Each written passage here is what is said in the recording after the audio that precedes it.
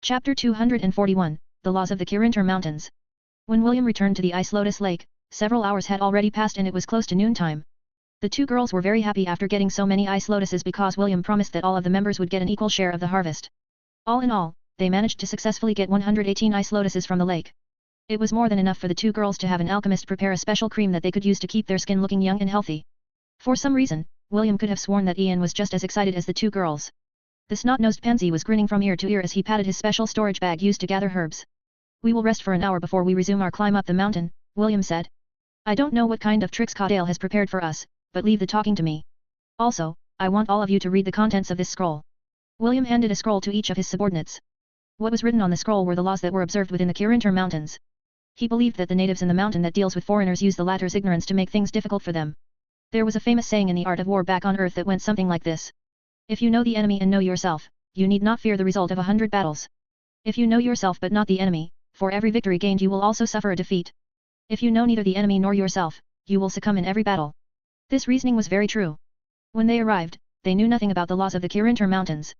Because of this, Caudale was able to use the strong arm method to make them obey his orders without any form of resistance. Now that they were also aware of the rules, the natives wouldn't be able to intimidate them like Caudale had done to William when the mayor tried to force William to answer his questions. Unfortunately for him, William was made aware of the laws thanks to the help of the system. With this knowledge backing him up, he was able to bring down the mayor a peg and make him go back empty-handed. Hiss. If I only knew of this earlier. Brutus scratched his hair in frustration. That mayor sure got us good earlier. Kenneth had a wry smile on his face as he rolled the scroll in his hand. He had also finished reading the laws, and felt that there was really a need for him to learn more about the human world. Ignorance is bliss, but in this case it is different, Kenneth said as he gazed at William. Ignorance of the law is not an excuse, right? William nodded his head. Now that all of you are now aware of the laws, do not let yourselves be intimidated by them. It is now your turn to intimidate them. The half-elf had a devilish grin plastered on his face which clearly meant that he was planning something devious. Brutus and Bruno also smiled evilly because they now realized what kind of power they possessed in the Kirinter Mountains. Still, it will be a good idea if we don't have to get into any conflicts with the local people, Amelia commented. Big sister Amelia is right. Wendy agreed. At the end of the day, we are still outsiders. It would be bad if we left a bad impression on them. Ian, who had remained quiet since the beginning, spoke out his mind. I'm sure that the commander has allowed us to read the laws because it is necessary that we don't act too passively. If we are as meek as sheep, these barbarians won't treat us seriously and will even look down upon us. Ian is right. William nodded his head. When two countries are at the negotiating table, the one with the bigger hand has the advantage. If we are too passive, they will only take advantage of it and will force us to pay more than necessary. Let's stop here and rest. We only have half an hour before we resume our travel. A few hours later, the group arrived at a checkpoint that was blocked by a wooden gate. With the help of the system, finding the shortest route up the mountain was not a problem for them. However, they couldn't avoid these checkpoints because all accessible paths led to these forts which were controlled by the defenders of Kirinter. As expected, the gate was shut tight and the guards manning it were standing on top of the ramparts while looking at William's group with disdain. Caudale had already told them of the foreigners' arrival and instructed them to not let them in unless they begged and paid them a few hundred gold coins in exchange for safe passage. However, before they could even state their demands, William had already approached the gate and shouted at the top of his voice. On behalf of the sovereign that watches over this domain, I beseech all of you to open the gates. I ask this request by the warrior's oath that the tribes have pledged at the peak of divinity, William shouted. May the sovereign of Kirinter be my witness that I come in peace, seeking guidance on the path of enlightenment.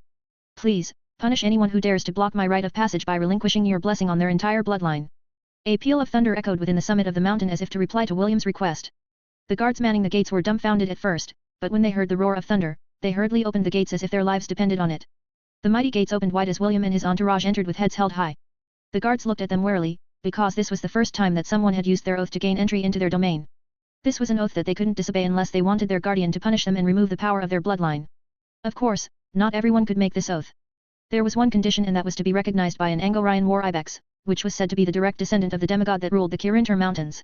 Caudale, who was resting inside the fortress, had already been informed of William's arrival at the checkpoint. He had a gloating look on his face as he glanced at Jerkins who was seated opposite him. That arrogant boy has finally arrived, Caudale said with a smug expression on his face. I'd like to see if he can enter the fortress unscathed. Why don't the two of us have a bet, Ambassador? If you win then I'll put in a few good words to the chieftain about your purpose for coming. The mayor of Northwell wasn't serious in his words. He was only saying this in order to tease Jerkins and make the ambassador feel pressured. Caudale wanted him to know that within the Kirinter Mountains, it was the tribes that called the shots and not the foreigners who came here to seek an audience. Sorry, but I'm not very fond of making bets, Jerkins replied with a smile. Especially when it comes to bets that I am sure to win. The ambassador's confident smile made Caudale's disappear from his face. He didn't know why, but Jerkins sounded very confident. The mayor suddenly remembered how the boy had talked back to him a day ago and it made him clench his fist in anger. It was at that moment when a guard came running towards Caudale and whispered something in his ear. The mayor of Northwell had a disbelieving look on his face after he listened to his subordinate's report. Are you sure? I swear that if you're lying to me I'll have you punished with 50 lashings. Caudale threatened. He didn't want to believe that the arrogant boy managed to enter the fortress using the age-old oath that their ancestors had pledged to the sovereign of the Kirinter Mountains. Sir, it is true, the guard replied anxiously. Actually, they are already on their way here. As if waiting for that cue, a handsome half-elf with a "I know what you did last summer" expression entered Caudale's vision. William swaggered inside the room, along with his party, and sat on the couch as if he was the owner of the place. Wendy sat on his right, while Amelia sat on his left. The rest of the members stood behind him and stared at Caudale as if they were looking at a bug that they could crush at any moment. Mayor, I think the two of us need to have a nice, long, talk. William's devilish gaze locked onto Caudale's eyes which made the latter feel very uncomfortable. It would be best if you stopped playing your petty tricks. It only makes me look down on the person that was hailed to be the first guardian of the North. Boy, is this your way of challenging me to a duel? Caudale asked with barely restrained anger. Because if that is your plan, you've succeeded in angering me. Me? Challenge you? William gave Caudale a look of disdain. How about I return that question to you? Do you dare to challenge me? Caudale quieted down when he heard William's question. Although the order of the challenge was only reversed, it held a different meaning if the host of the domain were to challenge their guests to a duel. This would mean that they didn't have the etiquette of a warrior and a good host. If William was the one who challenged him then he could accept it and even kill William in the duel because it was within their laws. However, if he were the one to issue a challenge to William, all the warriors in the Kirinter Mountains would look down upon him. There was even a possibility that he and his entire bloodline would be killed in order to appease the anger of their sovereign. Although they were called the Northern Barbarians, the tribes of the North were probably the only people in the southern continent who followed the laws of their domain with strict devotion. As long as they abided by the rules, no one would be able to conquer them. What William and the rest of the people in the southern continent didn't know was that the Kirinter Mountains was not just a simple mountain range. It was a divine artifact that belonged to the goddess of order and law, Themis. An artifact that was currently in the possession of the sovereign that ruled the entire northern regions, and the one who held it in an iron grip. Chapter 242, My Future Husband is the Best. The group traveled for 2 more days before finally arriving at the third peak of chivalry in the Kirinter Mountains. Along the way, they saw thousands of tents surrounding the peak, which proved that this was indeed a special gathering of the northern tribe. After having a face-off with William, Caudale didn't try to do anything else. He only grudgingly took the representatives of the Hellan Kingdom to the grand residence where their great chief lived before he left them to attend to his own matters. As per custom, the chief's attendant led them to the audience hall where the great chief was already waiting for them. Sitting on his right was his eldest son, Liam, and on his left was his youngest granddaughter, Brianna. The little girl was quite adorable and she looked at William and the rest of the representatives from the Hellan Kingdom with a curious gaze. She gave them a smile, but remained seated like a proper noble lady during special occasions. The name of the great chief of the northern tribes was Evander Zeke. After his father had stepped down from his position, Evander ruled the tribes well. He brought them prosperity and happiness for many years, and all the other tribal leaders were very satisfied with his way of managing things. This was also why he was loved by his people. Now that his second son was looking for a bride, the tribes gathered and brought the most beautiful ladies in their domains to get the chance of becoming the second warrior's wife. In their society, an ordinary man could have 1 wife, while a warrior could have 4. This was a way to preserve their lineage because the lives of warriors were very unpredictable, especially during times of war. Since the chances of them dying was high, the tribes had agreed that having more than 1 wife was needed in order to preserve their legacy as the brave warriors of the Kirinter Mountains. Sir Jerkins gave the great chieftain a respectful bow before sitting on the mat provided for them. William and the others followed the ambassador's respectful greeting and sat down as well. Guests from afar, I welcome you to the third peak of chivalry, Great Chief Evander said with a smile. 2 days from now, our tribes will hold a special celebration. Please stay and enjoy the festivities. As for your purpose of coming, I think I have an idea of what it is. The great chief of the tribes paused before giving Sir Jerkins a serious expression. We will hold our talks a day after my second son has chosen his brides.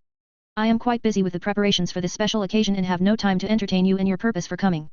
Sir Jerkins gave the chief a courteous nod. We are more than willing to experience the hospitality of the great chief and his people.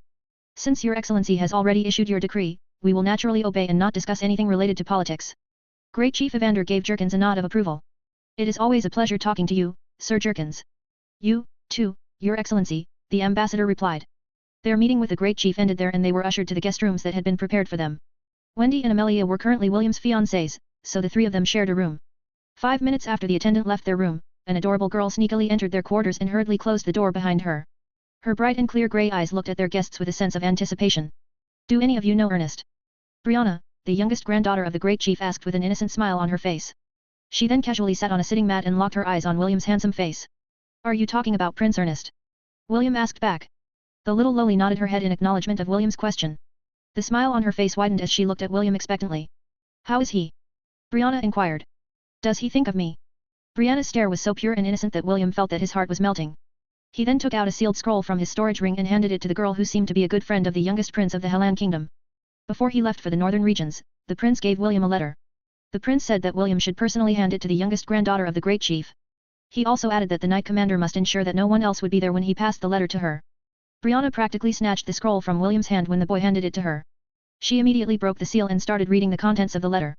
William, Wendy, and Amelia watched in amusement as the little girl squirmed in her seat as if reading a letter that had been given to her by her crush. She let out small giggles from time to time which brightened the mood inside the guest quarters. A few minutes passed before the little loli gently rolled the scroll and placed it inside her own storage ring. Brianna gazed at William with a look of admiration that almost made the half-elf avert his gaze due to its intensity.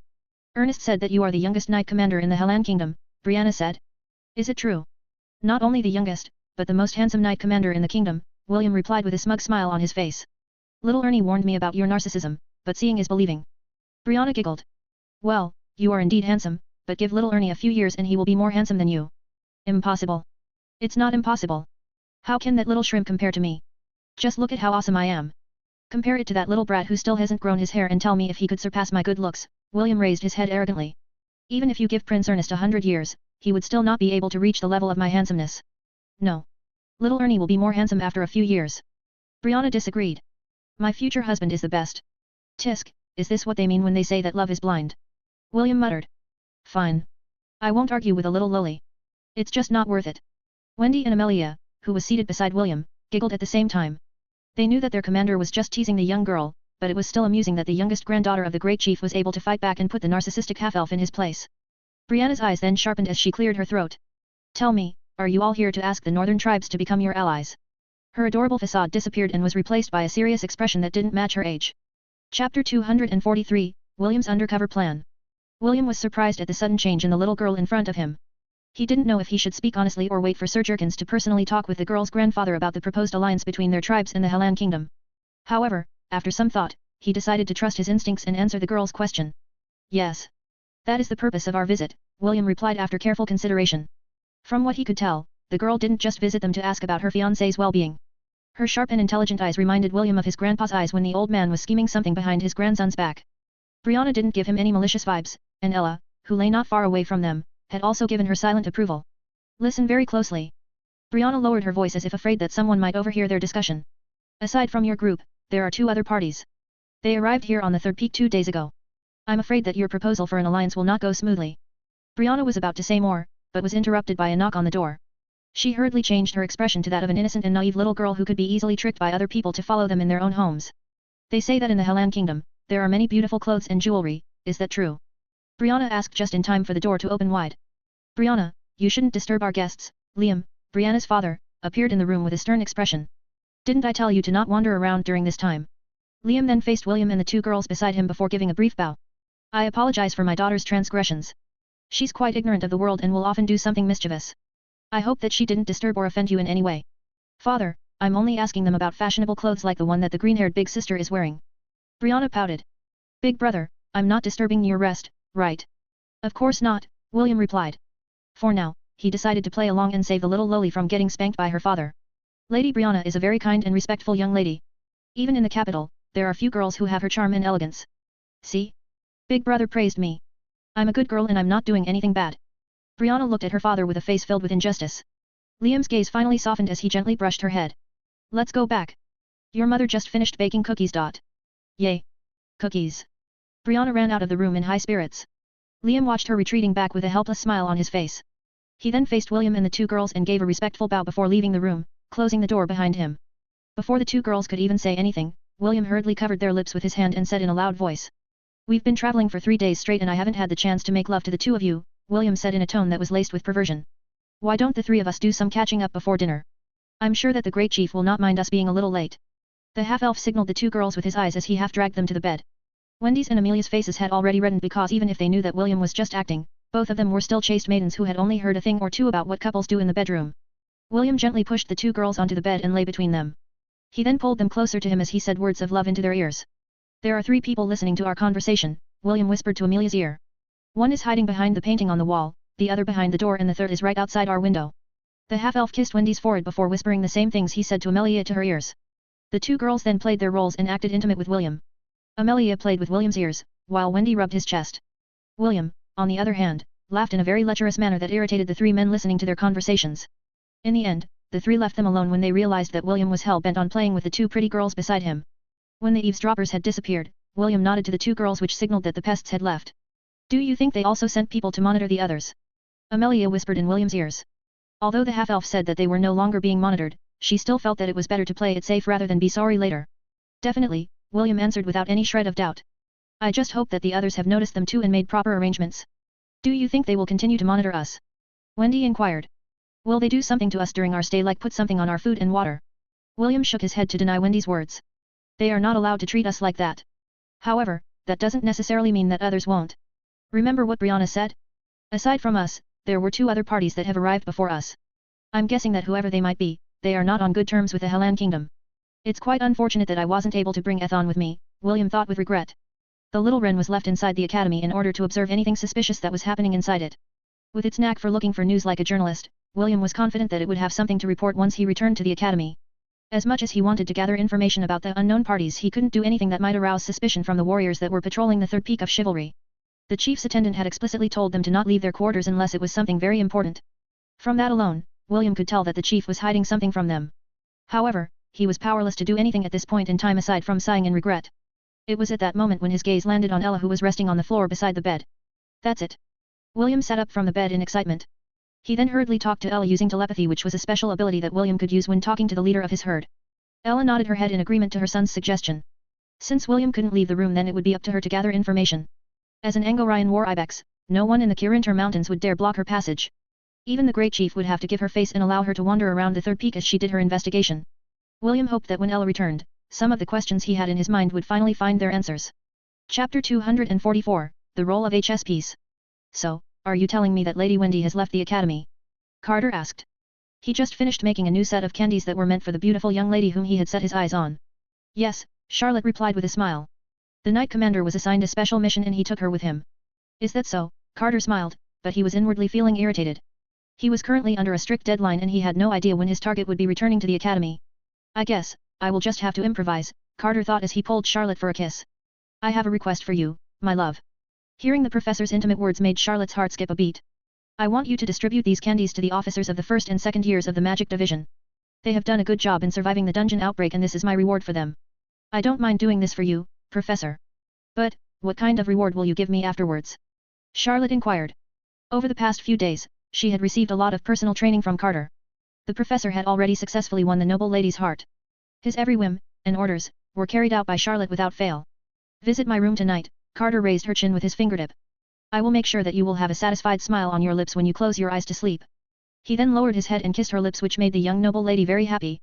Charlotte left Carter's room in a good mood and headed towards the dormitories of the first and second year students in the Magic Division.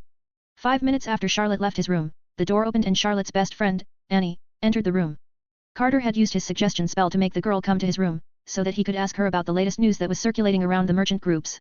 Just like always, Annie told him that the kingdom seemed to be preparing for the possibility of another dungeon outbreak and was stocking up on weapons and armors.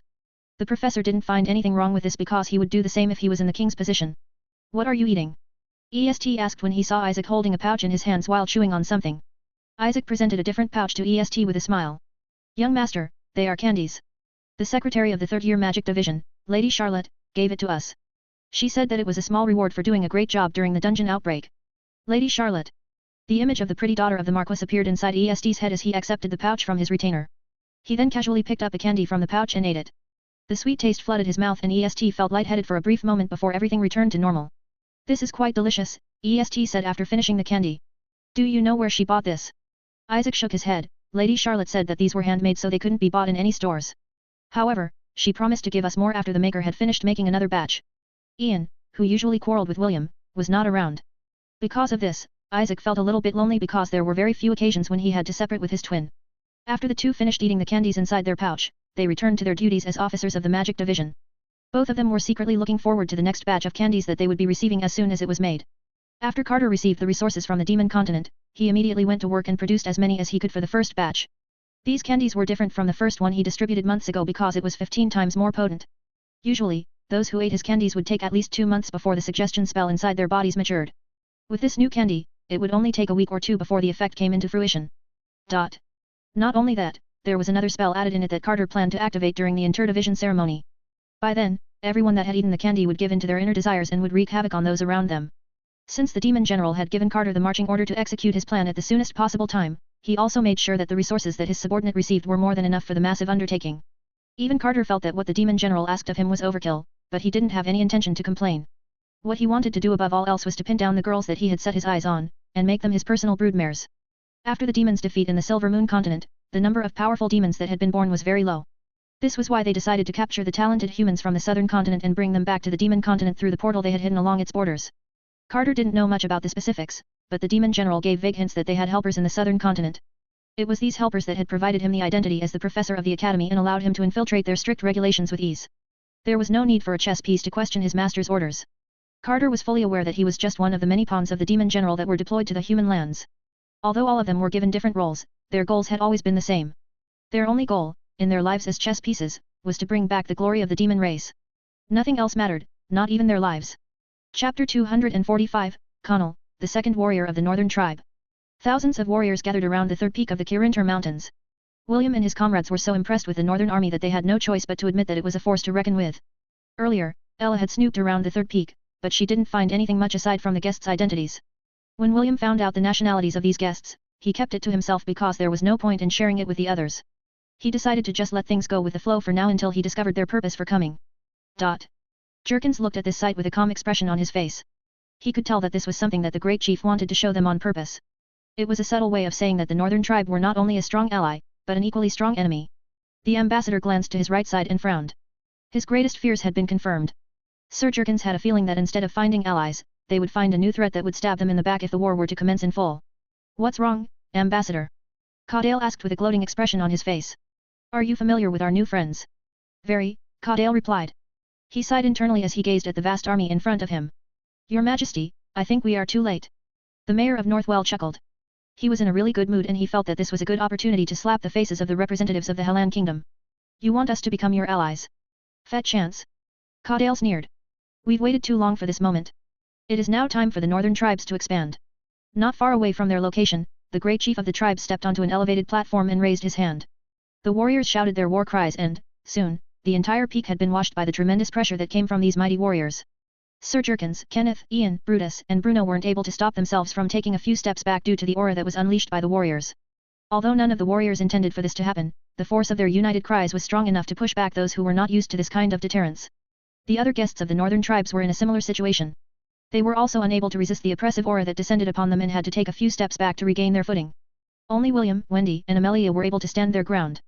Earlier, William had firmly wrapped his arms around the waists of the two girls in order to prevent them from being pushed back. Although the auras of the warriors were strong, it couldn't compare to the aura his grandfather had unleashed when William sparred with him back in Lont. James' battle aura was so strong that it had blown William far away when he experienced it for the first time. Compared to that, the show of power from the northern warriors was like a gentle breeze that only ruffled William's cloak. Caudale, who had secretly observed William, frowned when he saw that the boy seemed unaffected. Even the great chief, who had given William a sidelong glance, gave the red-headed boy a rare nod of admiration. After the warriors had finished their greeting, Great Chief Evander began his speech. Today is the day when the second warrior of our tribe will choose his bride candidates, Evander announced. This is a blessed day and I look forward to meeting my future daughters-in-law. May the feast that we have prepared satisfy all of you and may the great northern tribes forever be victorious. The warriors roared in agreement to their great chief's words. They raised their weapons up high and cheered for the second warrior's bride selection event. A man who was almost 2 meters tall walked behind Great Chief Evander. He was not wearing any upper clothes and his body was like that of a bodybuilder back on Earth. His amazing physical prowess and sharp features made him strikingly handsome. According to William's estimate, he was at least in his late 20s. The half-elf watched as the second warrior of the tribe, Connell Zeke, raised the spear in his hand and shouted a war cry. The warriors replied with a hoo. A hoo. A hoo, that reminded William of a documentary about the Spartans of ancient Greece. My brothers and sisters, today is a very special day for me, Connell shouted. I emerged from the trial of fate only a month ago and finally realized that it is now the time for our tribe to rise up and look for greener pastures. I, the second warrior of the will lead this charge for the sake of our tribe. However, as many of you know, it is our custom to leave behind our descendants if we are to fall in battle. Because of this, I finally decided to marry and ensure that my bloodline will still flourish even if I am to fall in battle. Ahoo! Ahoo! Ahoo! It was the tribe's custom that the man should leave behind his descendants before going to war. Since the second warrior had no offspring, the great chief decided to call out all the tribes for a bride selection ceremony. Sir Jerkins was having a hard time keeping the calm expression on his face because the second warrior's declaration had brought his worst fears to life. The north had the intention of going to war, but it was not to aid the Helan kingdom. It was to conquer them from the back. The ambassador and William shared a knowing glance. Both of them knew that their trip had been in vain and that they had to inform the king that they would be fighting on 3 fronts. The tribes of the north, the Anisha dynasty to the east, and the Zealand dynasty to the south. Their ally, the kingdom of Frisia, was in the far east.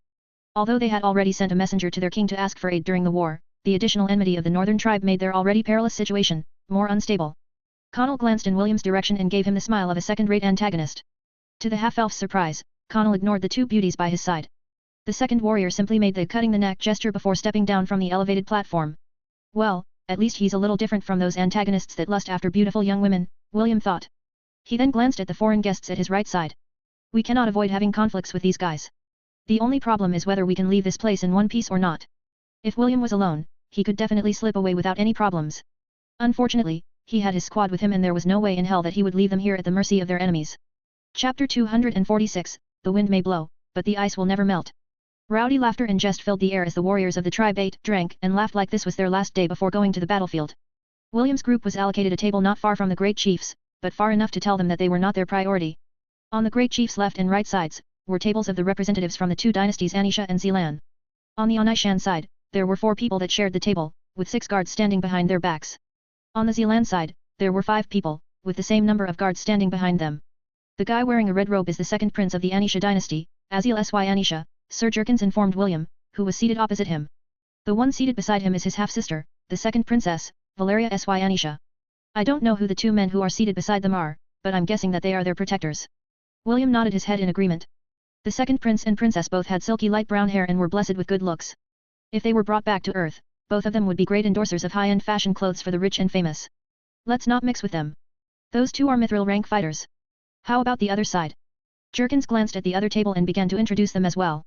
The man wearing black clothes is the crown prince of the Zealand dynasty. Jerkins had a rare tinge of admiration in his voice as he introduced the devilish-looking man to William. His name is Prince Alaric Sol Zealand. I can't believe that an important person like him actually came here to the Kirinter Mountains. As the crown prince of a dynasty, Prince Alaric held great power and influence in their domain.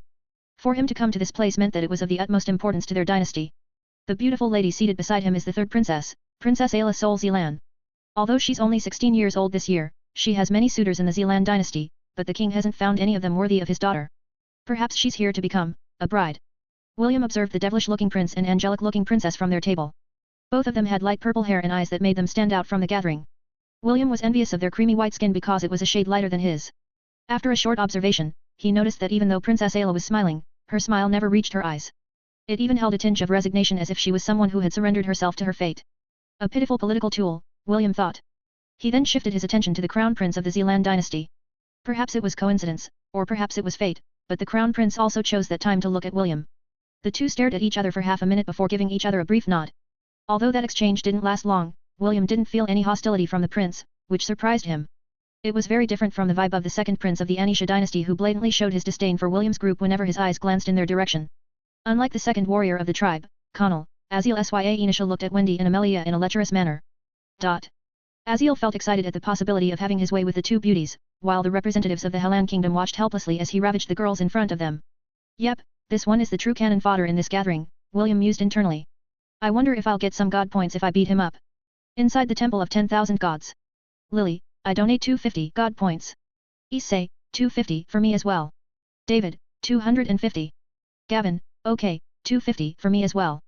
After the feast ended, Connell stood up and respectfully bowed to Princess Aziel. He then extended his hand in a gesture and waited for the beautiful young lady to place her hands over his. Princess Ayla smiled and held Connell's hand. The second warrior held her small hand firmly, and gently pulled her close to him. This rare act of gentleness from the second warrior earned him cheers and teasing remarks from the warriors that were seated around the great hall. From this moment onwards, I declare Princess Ayla as my main wife, Connell said. Even though he tried his best to hide it, everyone could still feel the happiness hidden behind his declaration.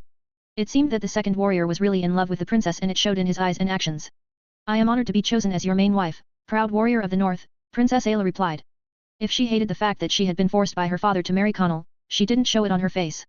I propose a toast for this wonderful pairing.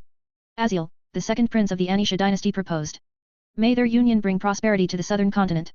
Another round of cheers resounded all around them as the warriors gave Connell and Princess Ayla their blessings. Prince Aziel then walked towards the main table of the great chief and stopped in front of Brianna. Although you're only 11 years old this year, I am looking forward to your growth, my lady, Prince Aziel said with a smile. I am very happy to have you as my future bride. Hey! Brianna widened her eyes in shock. She then glanced at her father in confusion. Her father, Liam, drank wine from his goblet with a determined expression. He didn't even look at his own daughter and pretended that he was not aware of her stare. Brianna felt her heart grow cold as she stared at her grandfather. Great Chief Evander was different from his son and faced his granddaughter's gaze with a smile. Brianna, the second prince of Anisha has decided to make you his second wife, Great Chief Evander said. I'm sure that you will be happy in the Anisha dynasty. Isn't that right, Prince Aziel? Of course, Great Chieftain. I promise that I will take good care of your granddaughter. I will ensure that she grows up as a proper lady. Good. Brianna lowered her head and clenched her fists under the table. Her father and grandfather hadn't told her anything about this marriage agreement. No, they hadn't told her because they knew that she wouldn't agree to it.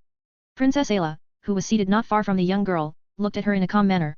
Deep inside, she pitied Brianna. She could see herself as the youngest granddaughter of the great chief. Both of them were in the same position. Both of them were just tools used for political gains between the powerful factions in the southern continent. They were the sacrifices that were needed to seal the tri-party alliance between the northern tribes, and the two dynasties, which will attack the Helan kingdom on all fronts. Prince Aziel extended his hand to grab Brianna's small hands, in order to drag her to his own table. However, before the prince could even touch his bride's hand, another hand held his in a firm manner. Prince Aziel flinched because the hand that held his own was very rough and one could tell that it was not the hands of a noble. The prince turned his head to look at the fool who dared to get in his way. There he found a half-elf that had red hair akin to flames, who was looking at him with clear, light green, eyes that were as beautiful as sapphires. I'm sorry, but I fell in love with Lady Brianna the moment I saw her, William lied with a straight face. I was planning to ask the great chieftain to make her my fiancée, but I never thought that she was already betrothed to another. Prince Aziel snorted as he glared at the annoying half-elf in front of him. If someone had dared to grab his hand without his permission in the Anisha dynasty, that person's hand would have been cut off, and his body whipped 1,000 times over. He laughed in anger as he tightened his grip on William's hand. Prince Aziel had every intention of breaking the offender's hand to teach him a lesson. Since you already know that the young lady is betrothed to me, then why are you getting in my way? Prince Aziel asked. Know your place, and go back to where you belong, Helenian. William chuckled as if what Prince Aziel was saying was complete and utter nonsense. You ask me why I am getting in your way? You're not very smart, are you, second prince of the Anisha dynasty? William raised his chin in an arrogant manner and acted like a first-rate antagonist. I came here for one reason, and one reason only, and that is to snatch this beauty from your hands. Like I said, I fell in love with her and I'm not planning to hand her to anyone. Not to you, nor any other man in this great hall. The hall quieted down as the warriors looked at William with a grim expression. Their hands moved towards the handles of their weapons. They were only waiting for their great chief's order to hack the arrogant half-elf to pieces. Great Chief Evander was about to say something, but William didn't give him that opportunity. I challenge you, Aziel Sy Anisha, for the hand of Lady Brianna, William declared.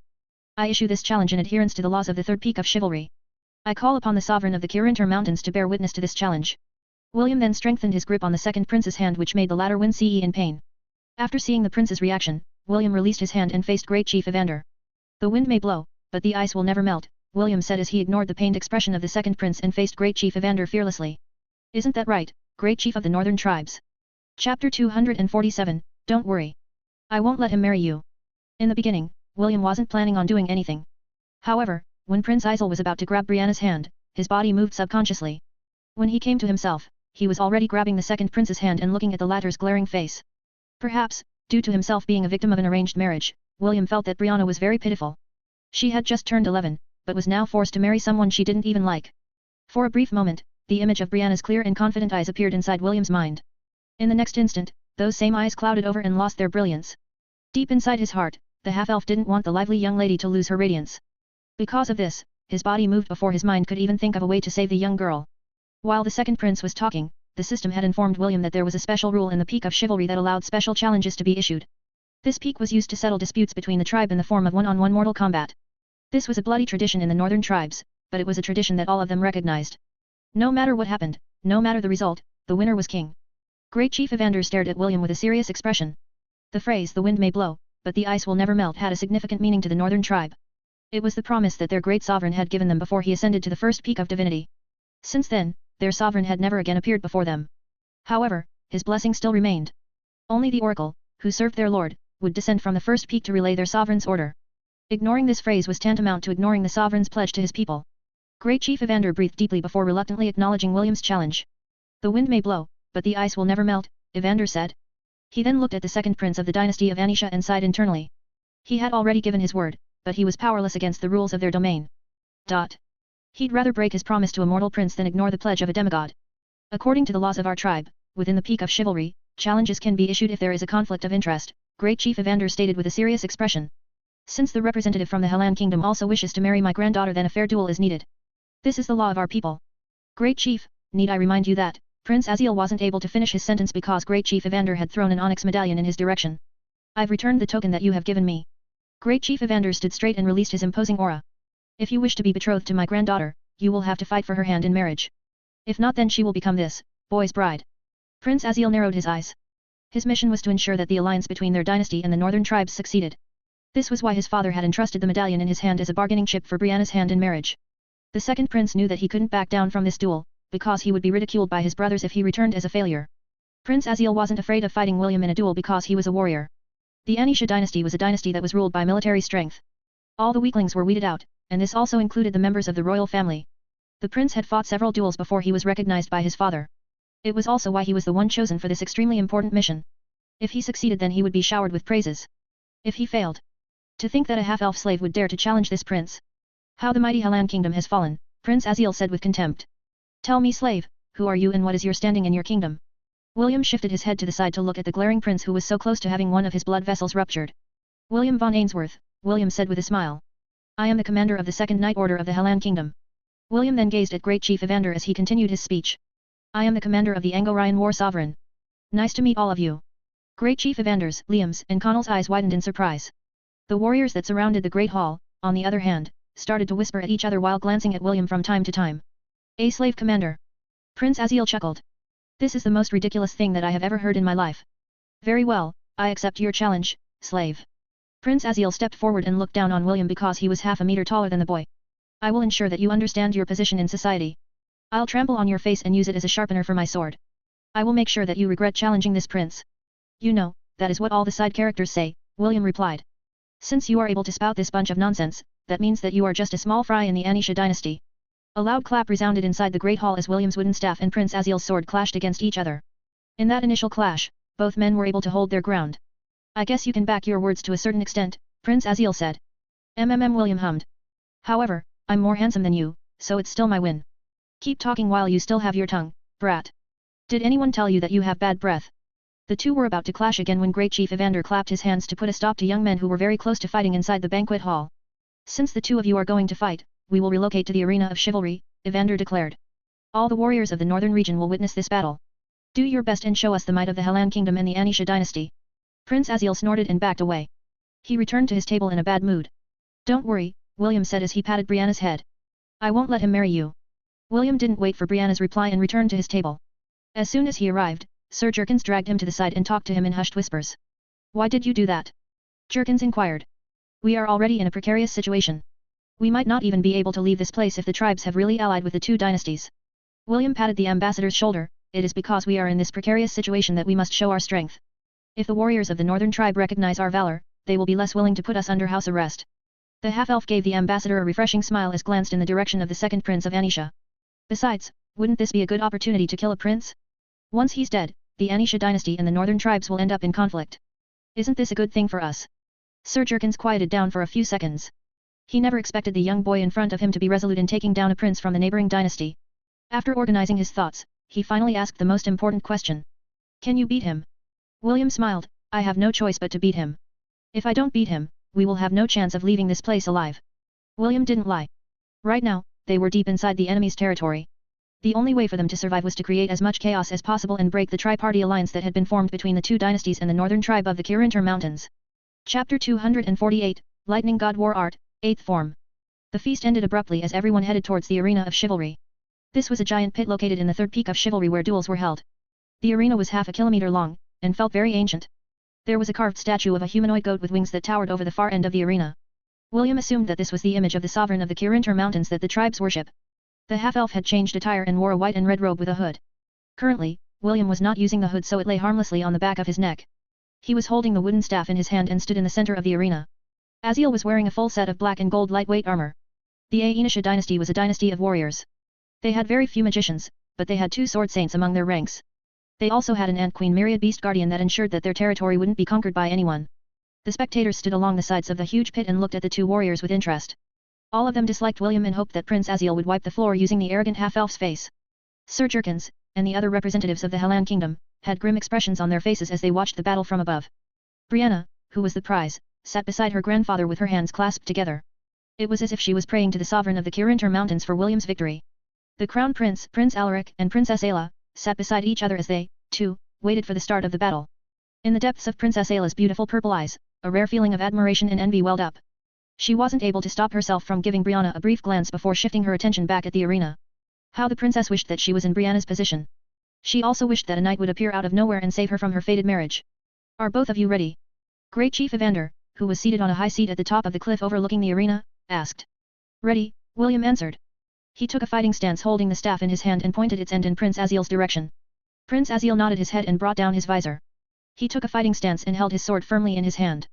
Seeing that both fighters were raring to go, Great Chief Evander raised his hand and announced the start of the battle. Fight for honor. Fight for glory. May the best man win. Great Chief Evander shouted. Start. The warriors around the arena raised their weapons and shouted. Ahoo! Ahoo! Ahoo! William locked his sights on Prince Aziel's body as the power of his passive skills boosted his stats. He had shifted to the monk job class because it was currently the best class to use during a battle. Not only that, the extra stat points it gave was a welcome addition to William whose powers were still sealed. Name, William von Ainsworth. Race, half-elf.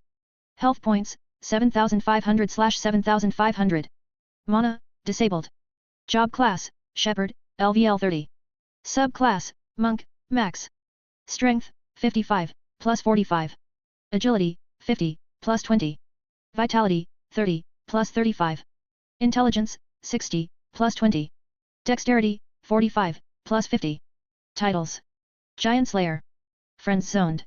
Domain Master. Both fighters took a step forward and charged at each other. Prince Aziel suddenly increased his speed and instantly appeared 5 meters in front of William. The second prince was known for his uncanny ability to easily unleash a flurry of sword strikes that rendered his opponent in a helpless state. He was using a long, silver, saber sword that was slightly longer, and bigger than the normal saber sword. Although it looked heavy from an outsider's perspective, for the prince, it was as light as a feather because it was a soul-bound weapon that was especially made for him by the Grandmaster blacksmith of their dynasty. It was a sword that could easily slice through steel armor, as if it was made from tofu. Prince Aziel sneered in his heart. His plan was to cut the half-elf's arms off before torturing him. He would mutilate William's face until even his family wouldn't be able to recognize him anymore. After that, he would chain him up and bring him back to the palace and have him live as a chained dog for the rest of his life. The sword blade blurred as the strike reached its designated target. William raised his staff in an attempt to block it, which made the smile on Prince Aziel's face widen. He disdained the half-elf for even attempting to use a useless staff to block his sword. He looked forward to seeing his future slave's expression when the weapon in his hands was cut into pieces. Unfortunately, what happened next made the smile on Prince Aziel's face stiffen. The staff that he had thought would be cut in half successfully blocked his attack and was even about to fall on top of his head. The prince hurriedly jumped to the side to dodge the unexpected counter-attack from his opponent. However, William was hot on his heels. Relentless Dragon Rush. William roared as he sent a flurry of thrusts aimed at Prince Aziel's head, neck, chest, eyes, and shoulders. The prince hurriedly parried the attacks he could, and dodged the others. Prince Aziel took several steps back in order to gain distance from the opponent that he had only considered to be a fool for challenging him in a duel. Forced into a corner, Prince Aziel shouted and released his sword aura. The sword in his hand extended and turned into a giant silver snake that forced William to stop his assault. After finally taking a breather, Prince Aziel's face within his helmet reddened in anger and shame. For him to be forced to use his sword aura and intent first made his killing intent explode from his body. I'll kill you! Prince Aziel roared and thrust forward. The giant silver snake hissed and charged towards William with rage. This time, the situation was reversed. It was now William's time to retreat as the snake mercilessly hounded his heels. Come, Solile! The ring on William's hand transformed into a golden spear. He had already stored his wooden staff and now held the spear firmly in his hands. Right now, it was noontime in the Kirinter Mountains. Although the temperature was freezing, the sun shone in the sky like a king watching gladiators battle to entertain him. The spear in William's hand started to get warm, which caused steam to rise from its handle and blade tip. William channeled his aura into his weapon before throwing it towards the sky. Everyone was dumbfounded by the half-elf's move because they couldn't understand the logic behind his actions. Even William's comrades were caught by surprise by their commander's antics. Wendy's hands were clasped together over her chest as she observed the person she liked. She had faith in William and trusted him completely. The beautiful girl knew that her commander was not someone who did things arbitrarily. She knew that there was a hidden meaning behind his action that would allow him to win the duel. After throwing Solile towards the sky, William summoned his bow and quiver. He immediately knocked an arrow on his bow and aimed it in Prince Aziel's direction. Lightning God War Art, 8th form, William said. Exterminate, Chrysalicatos. The tip of the adamantium arrow glistened in an eerie green glow before it was released from the bow. It flew towards the prince leaving a trail of green mist behind it. Halfway through its journey, the arrow multiplied into over 100 replicas. Prince Aziel immediately made a blocking gesture which made the giant silver snake stand in front of him. A few seconds later, A pained shriek resounded in the arena as the adamantium arrows embedded themselves into the silver snake's body. Green smoke rose up from the arrowheads which formed a green poisonous cloud that enveloped the giant snake's body. Prince Aziel hurriedly dropped the sword in his hand and ran away from the poisonous cloud. As a member of the royal family, he was well versed in using poison, because it was the most effective way to eliminate his opposition. His instinct told him that the poison was very potent, so he didn't hesitate to drop his weapon to retreat. Unfortunately, William's lightning god war art lasted for a full minute and the half-elf had sent another barrage of poisonous arrows in his direction. Out of desperation, Prince Aziel raised the onyx medallion, that he had given Great Chief Evander before, in order to save his life. Heed my call and come to my aid. Prince Aziel shouted. Come forth. Blood-eyed torment ant soldiers. The onyx medallion shone and 3 2-meter-tall ant-type beasts emerged in front of Prince Aziel. The rain of arrows fell upon them, and the ants gave out pained cries as they were hit by the holy arrows that were coated in powerful poison. The ants fell on the ground twitching, but Prince Aziel paid them no mind. He summoned 6 more blood-eyed torment ants and ordered them to attack William. Once again, these ants died in William's hands, but Prince Aziel kept on summoning more. It was as if the medallion's ability to summon was unending. Great Chief Evander looked at the onyx medallion in regret. If only William hadn't interfered with his plans, the medallion would have been his. The blood-eyed torment ants soldiers were only grade D beasts, but they were numerous. After summoning over 100 beasts, the effect of William's lightning god war art expired and he no longer shot any more arrows at his enemy. Seeing that the half-elf had run out of steam, Prince Aziel laughed and raised the medallion once again. Show him no mercy.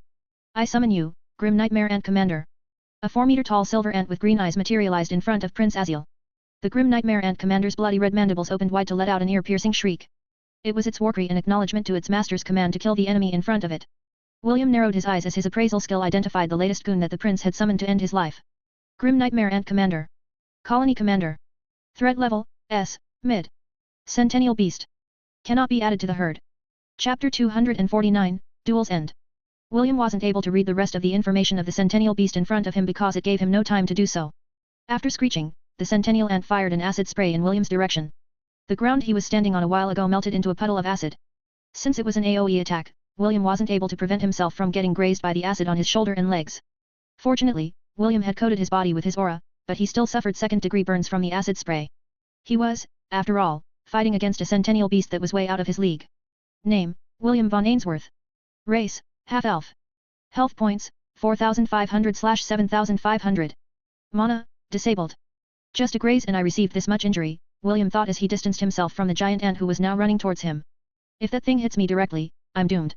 Smoke rose from the injured area of William's body as he dodged the ant's relentless attacks. Initially, he thought of attacking Prince Aziel, but the latter had summoned dozens of blood-eyed torment ant soldiers to protect him. The prince currently had a gloating expression on his face as he looked at the pitiful half-elf. Host, it is going to fire another acid spray. Yin-Yang Cauldron. William shouted and a cauldron materialized in front of him. It enlarged itself and formed a shield in front of William. The acid spray landed on its surface, but the cauldron remained intact. Wendy and Amelia breathed a sigh of relief after seeing that William was safe. Their hearts were beating wildly inside their chests in anxiousness for the boy's safety. To William's surprise, the cauldron even absorbed the acid spray and stored it inside its storage space meant for ingredients. The half-elf decided to use the acid to his advantage and ordered the cauldron to spray the acid back. However, his target was not the Centennial Beast in front of him, but the prince that had surrounded himself with soldier ants. Aziel immediately ordered the ants around him to form a meat shield to protect him from the acid spray. The dozen of ants melted as soon as the acid landed on their bodies, but their mass was enough to protect the prince who hid behind them. If one is not enough, then have a couple more. Aziel screamed in fury. Hear my call. Grim Nightmare Ant Commanders. 2 more Centennial ants appeared in the arena. The combined pressure of the 3 Centennial Beasts made the warriors look at them solemnly. William still had a calm expression on his face, but that was because his consciousness was elsewhere. He had assigned the system to temporarily control his body while he negotiated with someone inside his 1000-beast domain. Ha ha ha. You stupid elf. You finally made your appearance. Kasaganaga roared in anger. How dare you trap me inside this domain? I will make you pay with your life. Wait. Wait. Listen to me first. William raised both of his hands in an attempt to pacify the enraged demigod. I came here because I have a proposal. I will not negotiate with any elves. Die. If I die, you will be trapped here for eternity. Do you want that to happen? The rainbow-colored, 2-meter-tall, curled-up anteater, stopped in its tracks. It was about to ram itself on William's body, but the moment the elf mentioned being trapped for eternity, it hurriedly stopped its attack. You dare to threaten this demigod? Kasaganaga shouted hatefully. Just listen first, how about we make a deal? I promise that you will gain benefits from it. What deal? Speak, you wretched elf. William decided to come clean because he didn't have much time remaining. The system said that he could only take over his body for 10 minutes max before the autopilot feature was disabled. I am currently fighting 3 Centennial ants. Ha ha ha. Doesn't that mean that you're as good as dead? Good. You deserve to die a gruesome death. If I die, you will be trapped here for eternity. William reminded the smug-faced anteater, which made the latter immediately choke on its own laughter.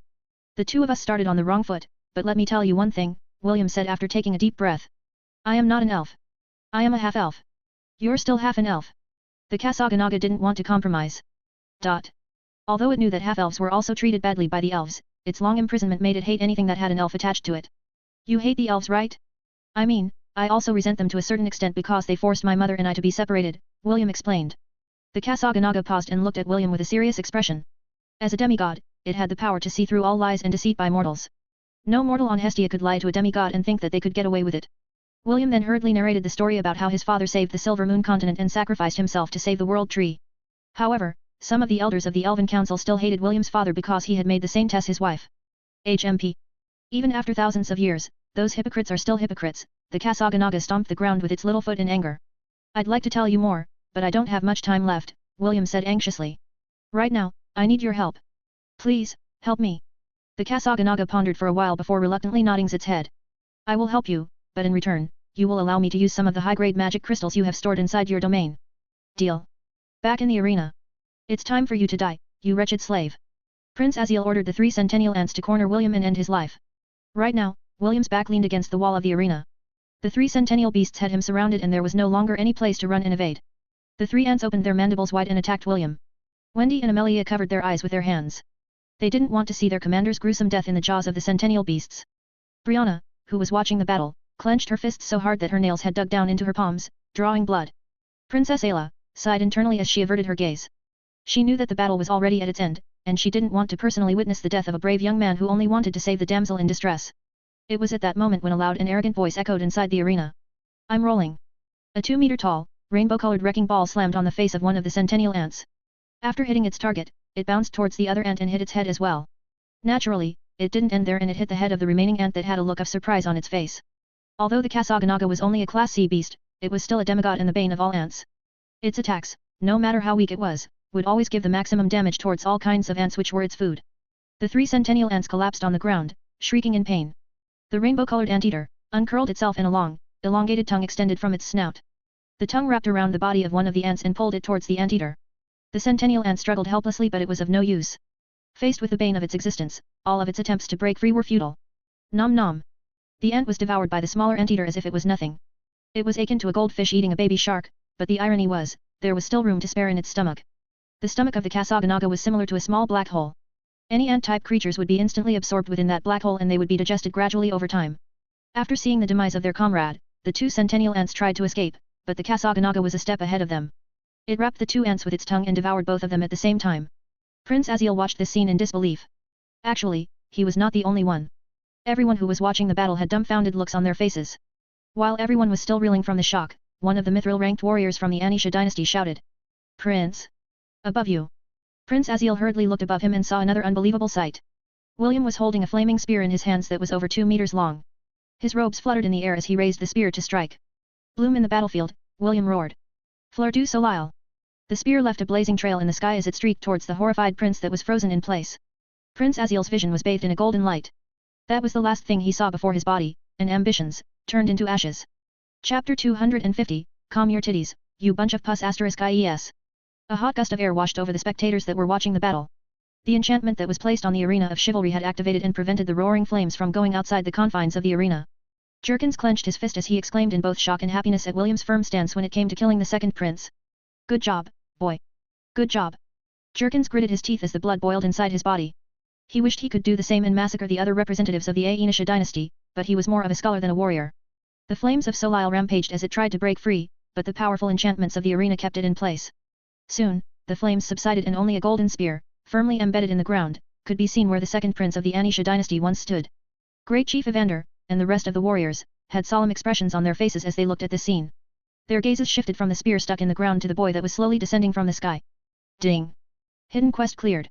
Beat the second prince of the Anisha dynasty. Reward, 1000 God points. The red-headed boy was surprised when the series of notifications appeared on his status page.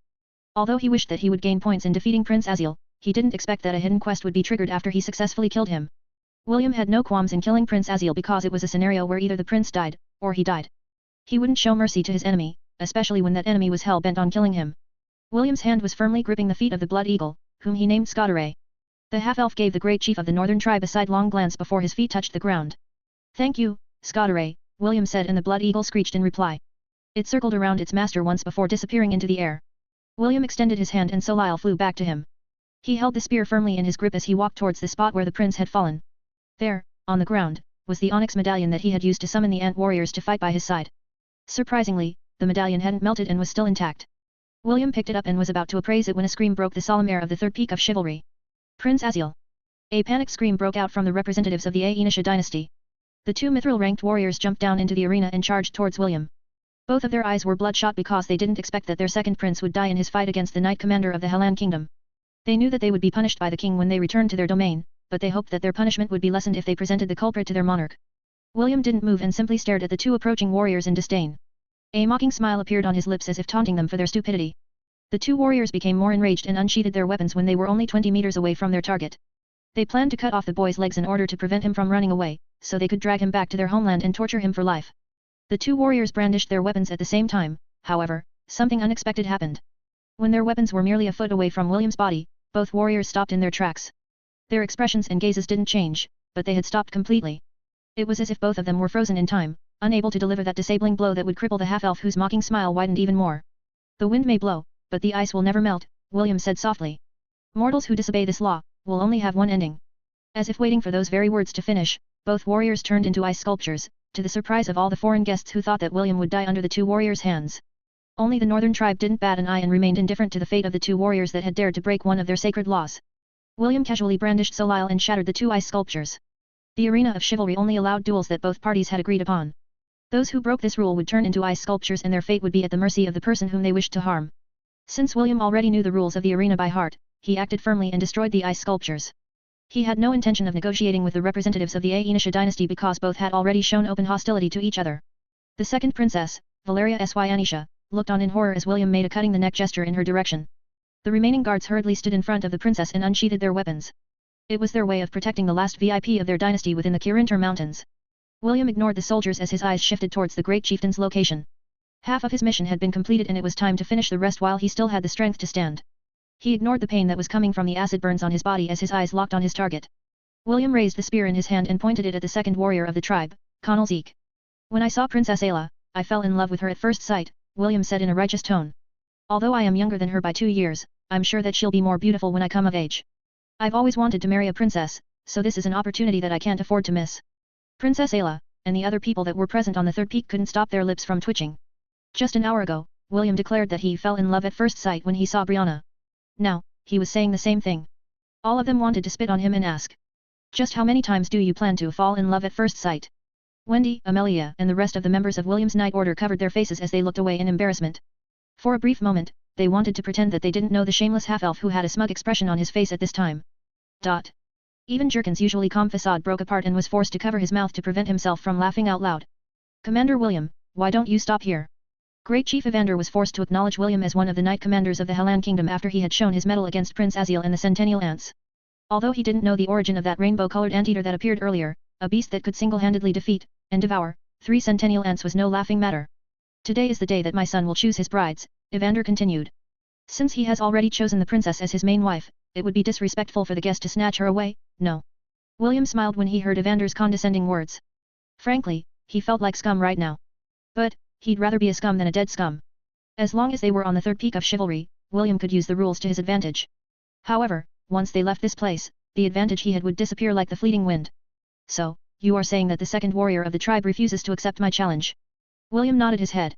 "All right, I will accept your suggestion, but he has to change his title to the second coward of the tribe. I am very excited to share with my kingdom that the warriors of the Kirinter Mountains are just a bunch of pus**ies.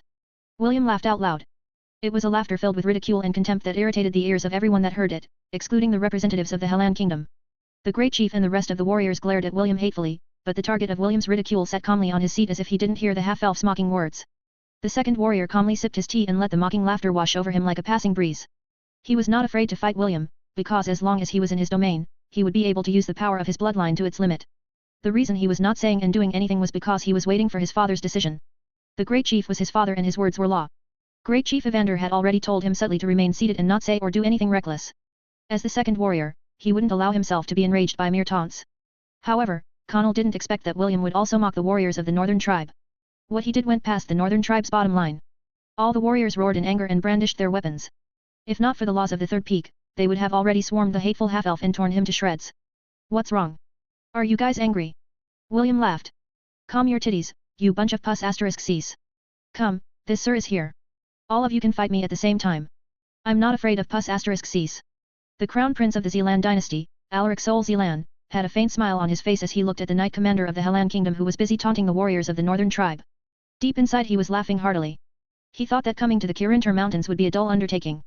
He didn't expect that he would find first-class entertainment in this dull and frigid place. Chapter 251, You're not qualified to fight me. Great Chief Evander gripped the armchair in an attempt to prevent himself from killing the boy then and there. As the great chief of the northern tribes, he had to be the example for every warrior to follow. However, even he was finding it hard to keep his rage from rising to the surface. The boy's mouth was simply too obnoxious that he wanted to rip it apart so badly. Even so, he endured. There was a right time for everything, and now was not the right time. Is this the attitude of a knight commander? Great Chief Evander asked. I expected more from an official of the Helan kingdom. William snorted before he gave his reply, my attitude depends on who I am talking to. If I'm talking to dogs, there's no need to be polite. Why do I have to act respectful to mongrels who only know how to hide in these mountains? Even a grandma from my hometown has more balls than all of you combined. Another round of roars reverberated across the third peak of the chivalry as several of the warriors weren't able to stop themselves from jumping inside the arena. They would rather die than be insulted by the hateful half-elf who was stepping on their pride and dignity. Damn this boy. His mouth is too evil. Brothers, let me kill that bastard. No. Let me kill him. Even if I die, I will bring him to the afterlife with me. Seeing that everything was going south, Great Chief Evander was forced to stand and pacify his people. Stop. Don't listen to him.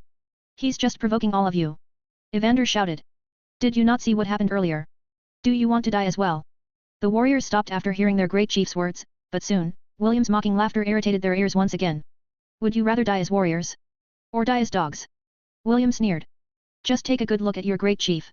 He is just standing there while I call all of you cowards, dogs, and pus asterisk ies. Do you know why he's not reprimanding me?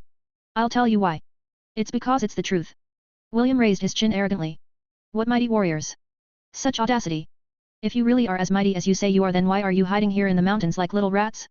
If you are as mighty as you say you are, then why don't you challenge the Helan kingdom to war in a fair battle? William spat on the ground before sneering at Great Chief Evander. Brave warriors who only dare to fight when it was 3 against 1? Just like now, I stand here alone, and yet all of you want to fight me at the same time, and you still have to ask why I call all of you pus asterisk ies. The devilish half-elf pointed at Connell with a mocking expression. Look at your leader. He is desperately hiding his second son under his skirt. Second warrior? More like second pus asterisk y. William laughed one more time and his irritating laughter made all the warriors who heard it gnash their teeth in rage. After laughing, William raised his chin in an arrogant manner in order to continue his taunting. Why don't we ask your god whether he thinks of you as warriors or not? William then pointed his finger at the first peak of divinity that could be seen in the distance. The warriors glanced at the direction of the first peak and waited. They wanted their god to smite this irritating boy and turn him into an ice sculpture. That way they could place him as a permanent landmark in the third peak where everyone could spit on his face anytime. William wasn't aware of what the warriors were thinking as he shouted with all of his might. Sovereign that rules over the Kirintar mountains. If everything that I have said is false, then punish me here and now. The warriors of the Kirintar mountains are not warriors but cowards. Mere dogs who are now wagging their tails at their new masters, which are the 2 dynasties of the southern continent. Tell me. Am I wrong or not? Everyone held their breaths as they waited for the response of the demigod that ruled over the entirety of the northern region.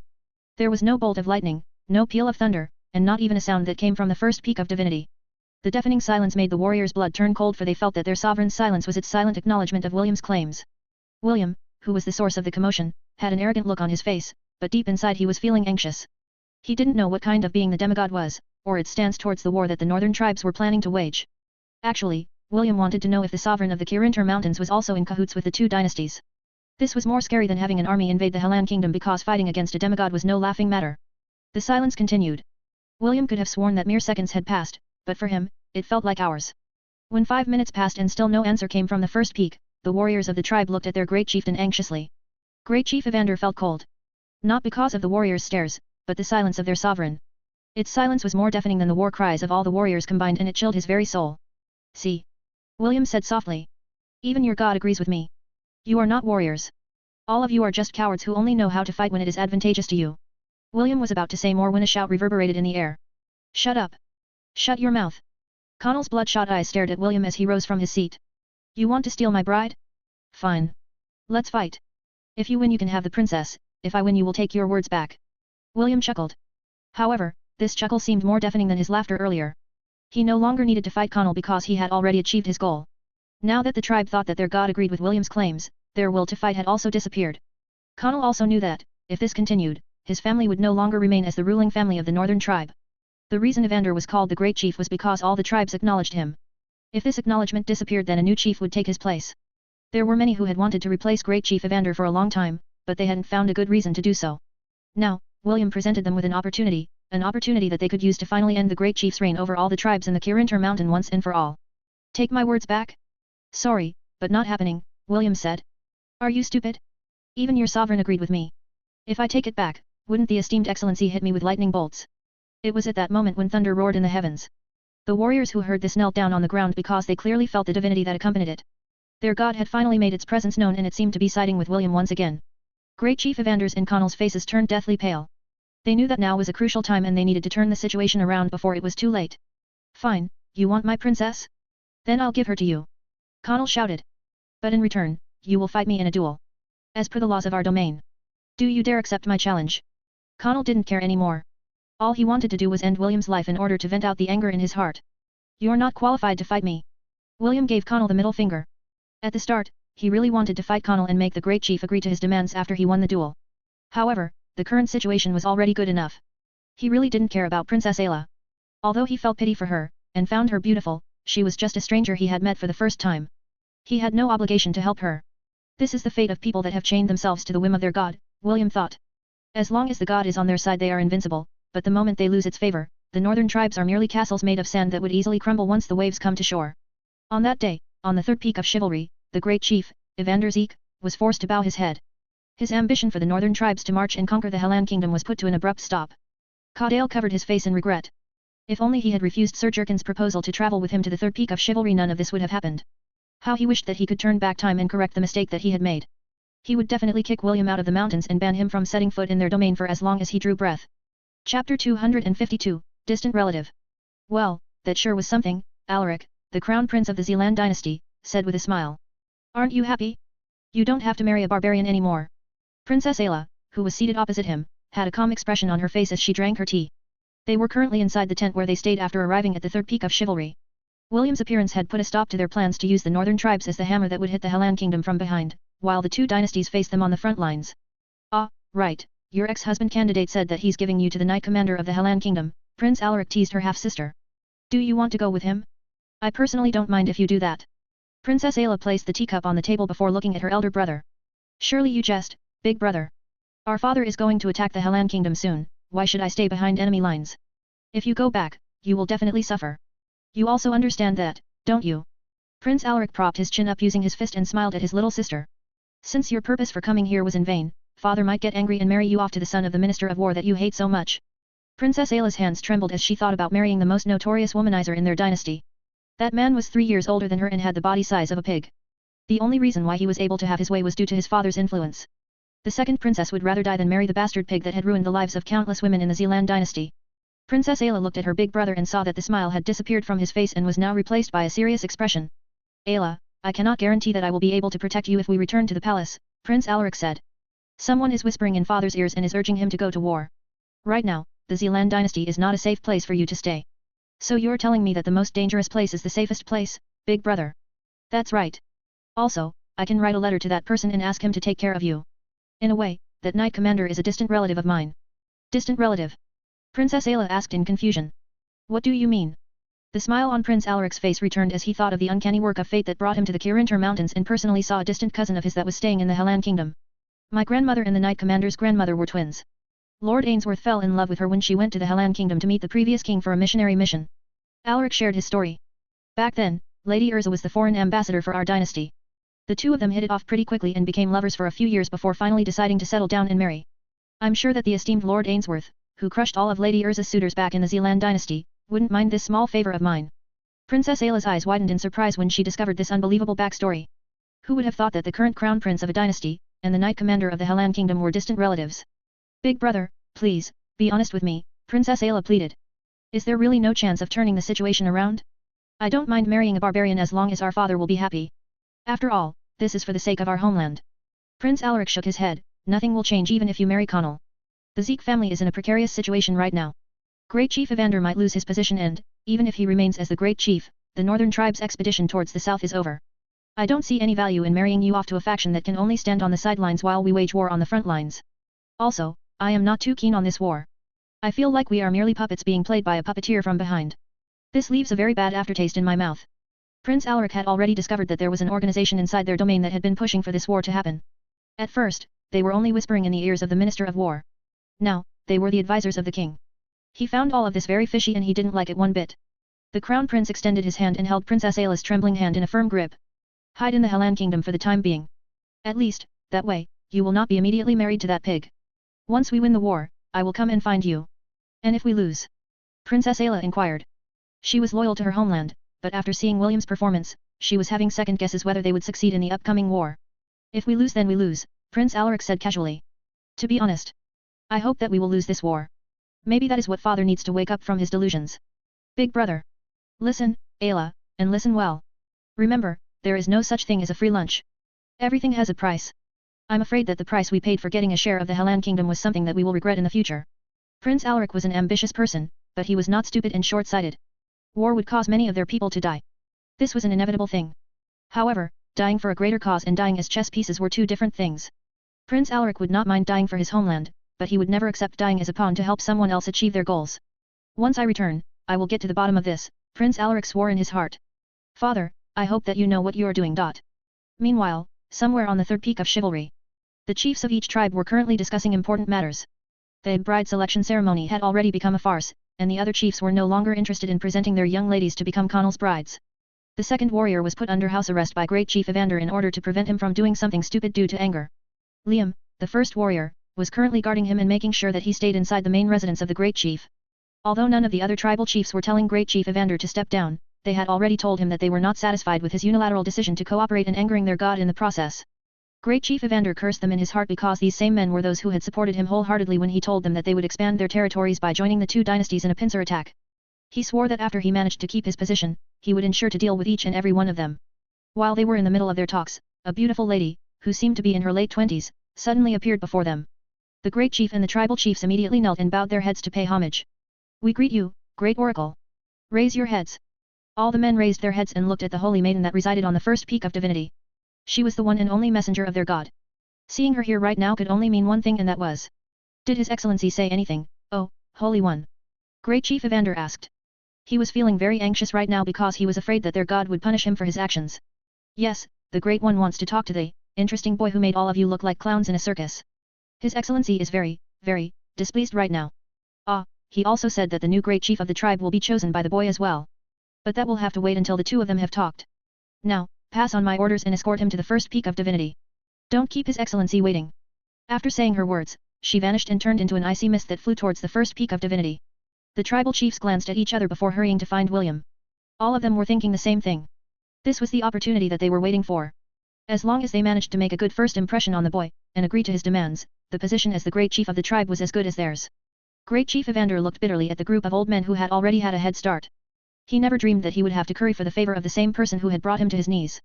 Fortunately, there was one more card that he could play, and that was none other than pairing him with his granddaughter, Brianna. Since the half-elf already owned her, he couldn't possibly return her like some used thing. This was the law of their domain. Even their god recognized it. He hoped that, with his granddaughter's help, he would be able to keep his position and ride out the storm that had befallen their family. Chapter 253, The Law of Equivalent Exchange. Is there something that you need, Lord William? An old man with a crooked nose asked with a big smile on his face. Our tribe is willing to accommodate your every command. You already have 2 beautiful wives by your side, but we could add more if you want to. Such a handsome and chivalrous young man like you will have no problem having a dozen wives. Don't listen to him, Sir William, another old man, who had the same sturdy build as William's grandfather, James, said as he patted the boy's shoulder.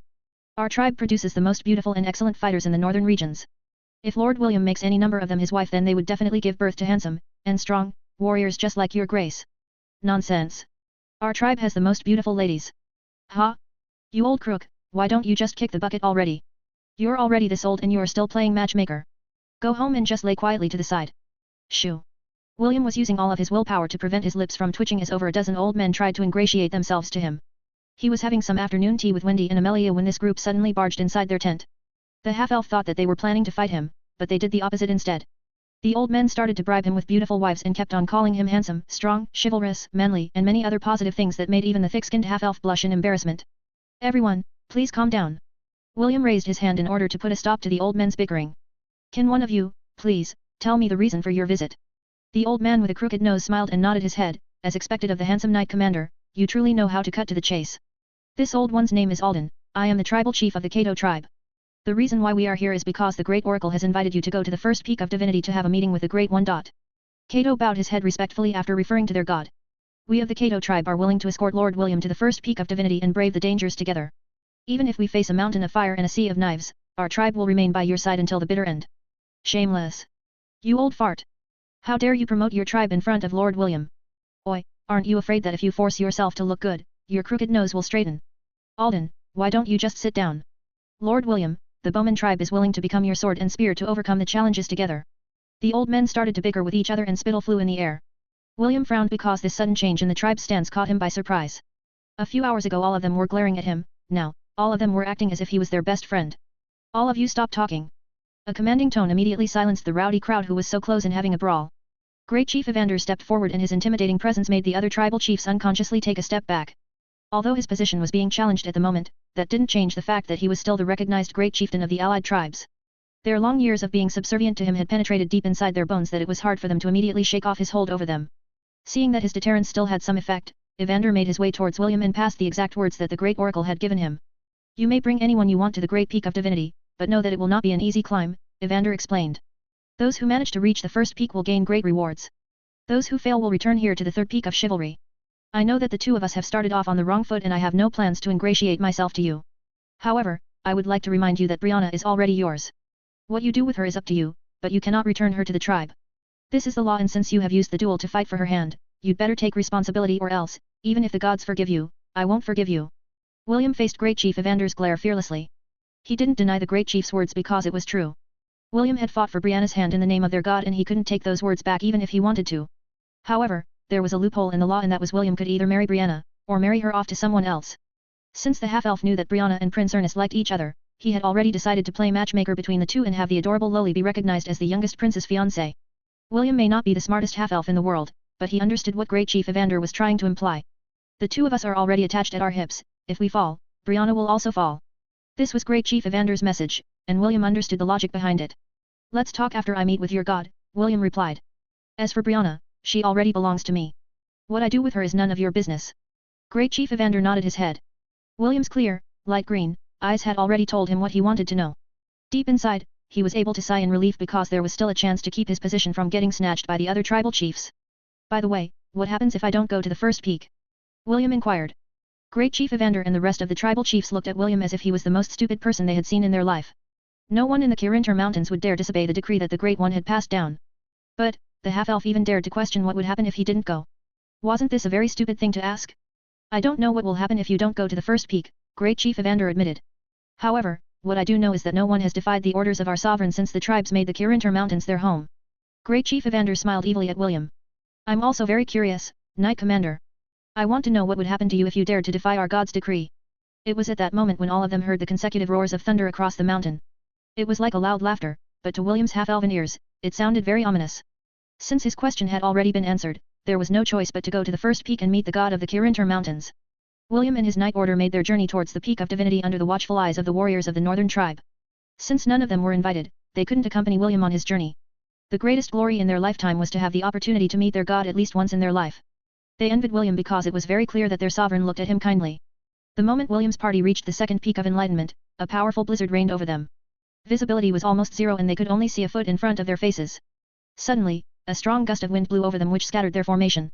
William reached out to hold Wendy's hand, but he was already too late. Wendy and the rest of his knight order were blown away by the wind and were nowhere to be found. Wendy! Answer me! William shouted as he tried to look for his comrades. Amelia! Ian! Bruno! Brutus! Where are you guys? William shouted over and over again, but only the howling of the wind answered him back. On the first peak of divinity, Ella stood straight and looked down over her beloved.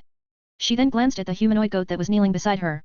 Don't give him and his friends any special treatment, Ella ordered. William is not a vase that will easily break. The humanoid goat that was over 3 meters tall bowed its head in a respectful manner. The wings behind its back unfurled as it stood up. The sovereign of the mountains then glanced at the boy that was stranded inside the blizzard. He felt envious of him, but held no malice for the boy.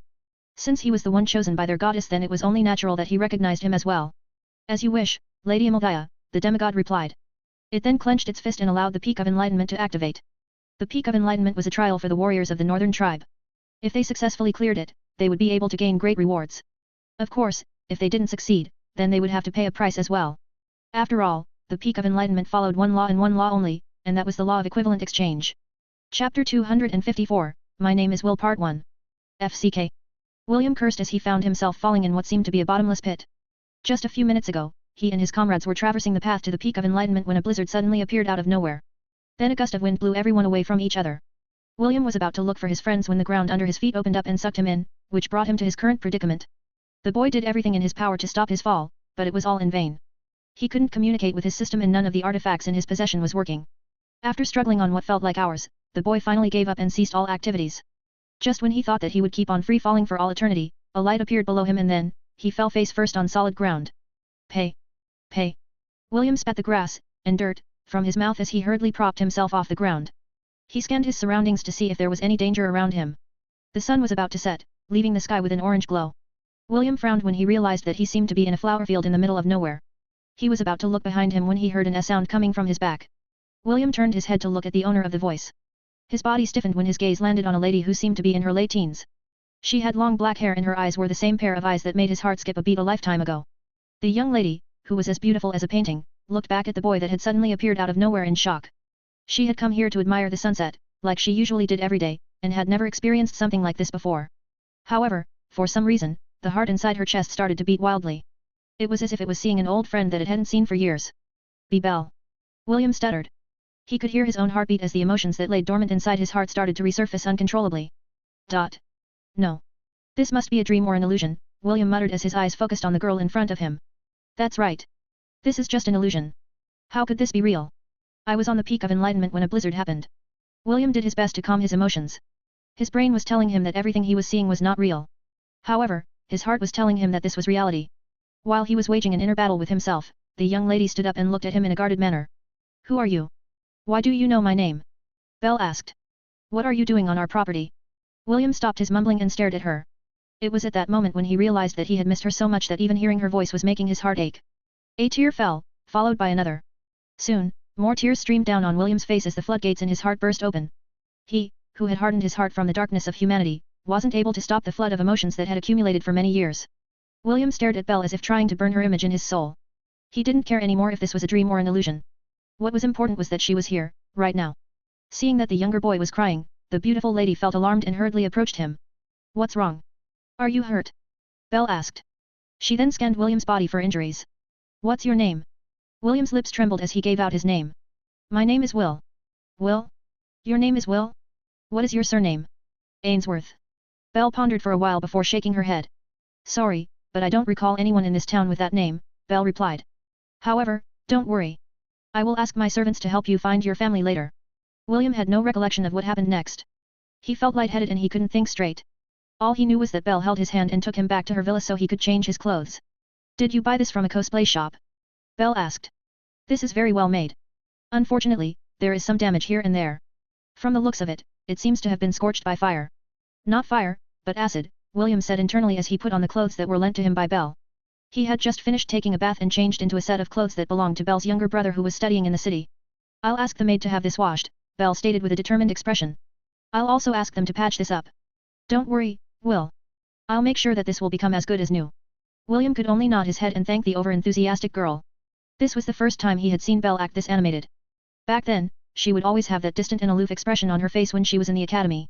Those ears of yours look so real. Belle's eyes sparkled as she stared at William's ears. Who is the character that you are portraying? Is he an anime or game character? William unconsciously touched his half-elven ears. Although they were not as pointy as that of an elf, they were still pointer than that of a normal human's. Actually they are real, William said in a half-teasing voice. I am actually a half-elf. Yes, and I'm actually a fairy. But, you are a fairy. You're still young, but you sure know how to compliment the ladies. Belle smiled sweetly as she patted William's head. She didn't know why, but she felt very close to him as if she had known him for a very long time. The moment her eyes saw him, she felt as if something that had been missing in her life had finally reappeared and it made her feel complete. Can I touch them? Belle asked. William nodded. Of course. Belle's soft and delicate hands moved to touch William's ears. She kneaded them with her fingers while trying to find the hidden attachment that made the ears pointy. A minute later, she took back her hands and her expression became serious. No way, Belle muttered. She then grabbed William's hands and looked straight in his eyes. Are you really a half-elf? Like one of those characters in fantasy books? Can you use a bow? Can you use magic? Do you know Legolas? Belle's barrage of questions made William chuckle. Since he couldn't access his system and artifacts, the half-elf thought that he was in some sort of dreamlike state.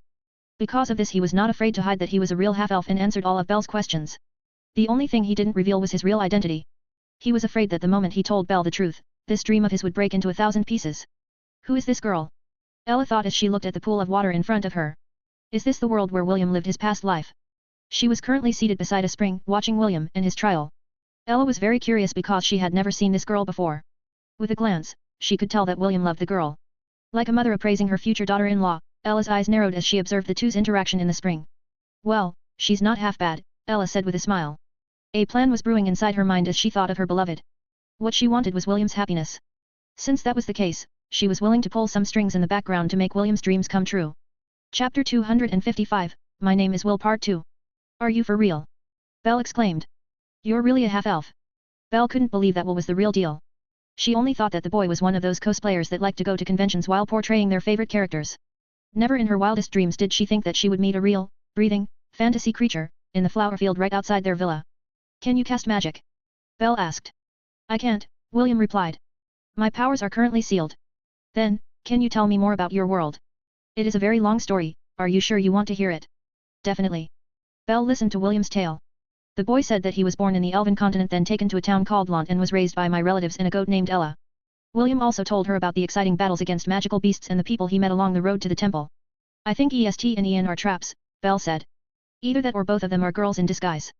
EST and Ian are girls. William snorted. Impossible. I've been around them for a long time. Do you really think that I can't differentiate between a boy and a girl? Especially that snot-nosed pansy. If he was really a girl, I'd spell my name backwards. Haven't you heard about women's intuition?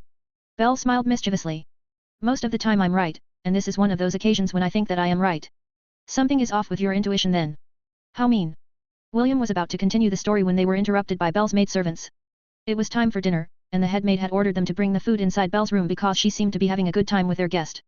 Although she didn't know where William had come from, the head maid was a good judge of character. This was also the first time that she had seen their young lady so happy that she didn't dare to destroy it. She had been depressed for a long time after the operation. Her father decided to let her spend some time in the villa to recover. He was hoping that the lush scenery and the fresh air of the countryside would improve her mood.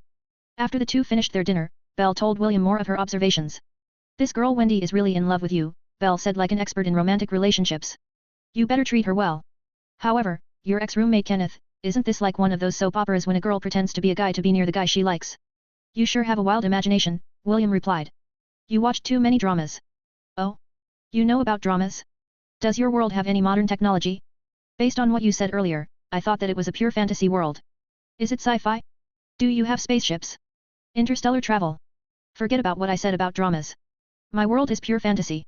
The half-elf scratched his cheek as if reprimanding himself for saying something unnecessary. Belle just smiled and didn't pry any further. She felt that Will was hiding a few things from her, but it didn't matter. She was not the kind of lady who would force people to tell her their secrets. Still, you should pay extra attention to EST, and Ian, Belle insisted. As for Kenneth, he's still 50-50. He could be a trap or a real girl in disguise. Okay, William replied half-heartedly. Belle knew that the boy was only agreeing on the surface, but he had no intention to find out whether her conjectures were true or not. You know, something is bothering me. Belle leaned her back on the chair she was sitting on. And that is? William asked. You have many bride candidates around you. Let's not talk about the unconfirmed EST, Ian and Kenneth. Rebecca, Wendy, Amelia, and even that little girl Brianna. But, are you planning to become a harem protagonist? Belle's gaze locked on at William. For a brief moment, William thought that the girl was looking at him like he was some kind of scum. You know, harem protagonists are the worst, Belle added without mercy. How can they have so many girls? Isn't that being unfaithful? Now tell me, are you planning to have a harem? The half-elf coughed lightly as his eyes wandered around the room. Clearly, he didn't want to answer this touchy subject. Will, I know that polygamy is not banned in your world. However, you must promise me that you will not go after girls willy-nilly and not care about their feelings at all, Belle said with a serious expression. If you do that I will cross between worlds and pull on your ears until they detach. Do I make myself clear? Yes. William lowered his head. His dejected expression made Bella's expression soften. She didn't want to admit it, but she felt a little irritated when the handsome boy mentioned the names of the girls around him. Why am I feeling this way? Belle thought. Is it because Will is the only boy I have interacted with aside from William? Their names are very similar as well. When Belle thought of the sickly boy that would often steal glances of her while she was in the archery club, she wasn't able to stop herself from feeling sad. William noticed the sudden change in her mood and thought that it was due to him being a harem protagonist. He immediately stood up and held her hand and looked into her eyes. Belle, I am not someone who takes relationships lightly. Please, believe me. William said with a serious expression on his face. For a brief moment, the sickly boy's face and her memories overlapped with William until the two of them became one. Belle? William asked. What's wrong? Are you not feeling well? I am fine, Belle replied as her hand unconsciously gripped William's hand. It's already late. We can continue our talks tomorrow. Since you have no place to go, you can stay in this residence until we figure out a way to send you back. Belle didn't know how or why the half-elf suddenly appeared in her world. However, one thing was certain, she wanted to know more about the red-headed boy in front of her. You don't have to worry about that, William replied. I think I will return to my world after 3 days' time. 3 days? Belle asked in surprise. How do you know that you will return in 3 days? I just know. Call it a half-elf's intuition. That thing actually exists. Yes, William replied as he looked at the ticking counter that had suddenly appeared on his status screen. 71, 57, 06. The timer had suddenly appeared after Belle's change in expression. William didn't know what triggered the timer, but he felt half happy, and sad, at the sudden development. Happy because he knew that after the timer ended, he would be sent back to Hestia. Sad, because it will also mark the end for his brief encounter with the girl that he had loved a lifetime ago. Chapter 256, The Ending of a Fairy Tale Part 1. The next day, William and Belle spent the day walking around the countryside. Before they left the house, Belle made William wear an eye patch and a pirate hat that she had unearthed from the attic. To top it off, she even found her little brother's pirate costume that he once used during a school play. She intended to hide William's identity by making him cosplay. Naturally, Belle also decided to join him and asked the maids to remodel a set of her clothes to resemble a pirate costume. William found this quite interesting and agreed to Belle's proposal. With his disguise the two was able to spend the day walking hand in hand around town. William noticed that stalls were being built along the way leading towards the temple of the town. There were also decorations being hung around the main plaza which gave off a very festive vibe in the air. Is there some sort of festival going on? William asked as they passed through the stalls that were being arranged side by side. Have you heard of the Star Festival? Belle asked. In our world, there is a story about a shepherd who tended goats and a celestial maiden that weaves beautiful dresses. The two fell in love with each other, and the gods bestowed upon them their blessings. However, their story didn't end with a happily ever after. Due to their intense love for each other, both of them neglected their duties. The celestial maiden stopped weaving, and the shepherd stopped tending his herd. The gods became angry and separated the two of them from each other. William continued walking, but the hand that held Belle's tightened. Of course, he knew about the story of the star-crossed lovers. After the two were separated the gods took pity on both of them and allowed them to meet once a year. Every year, on that same day, the two would spend a day in each other's embrace. When the day was over, the two of them would once again be separated for another year until the fated day when they would be reunited again. Back then, William didn't think much about this tradition because he couldn't relate to it. Now, it all sounded like it was a tailor-made festival just for him. Do you know how to weave clothes? William asked as he looked up at the taller girl walking beside him. No. I'm not good with needles, Belle replied. But I am good at archery.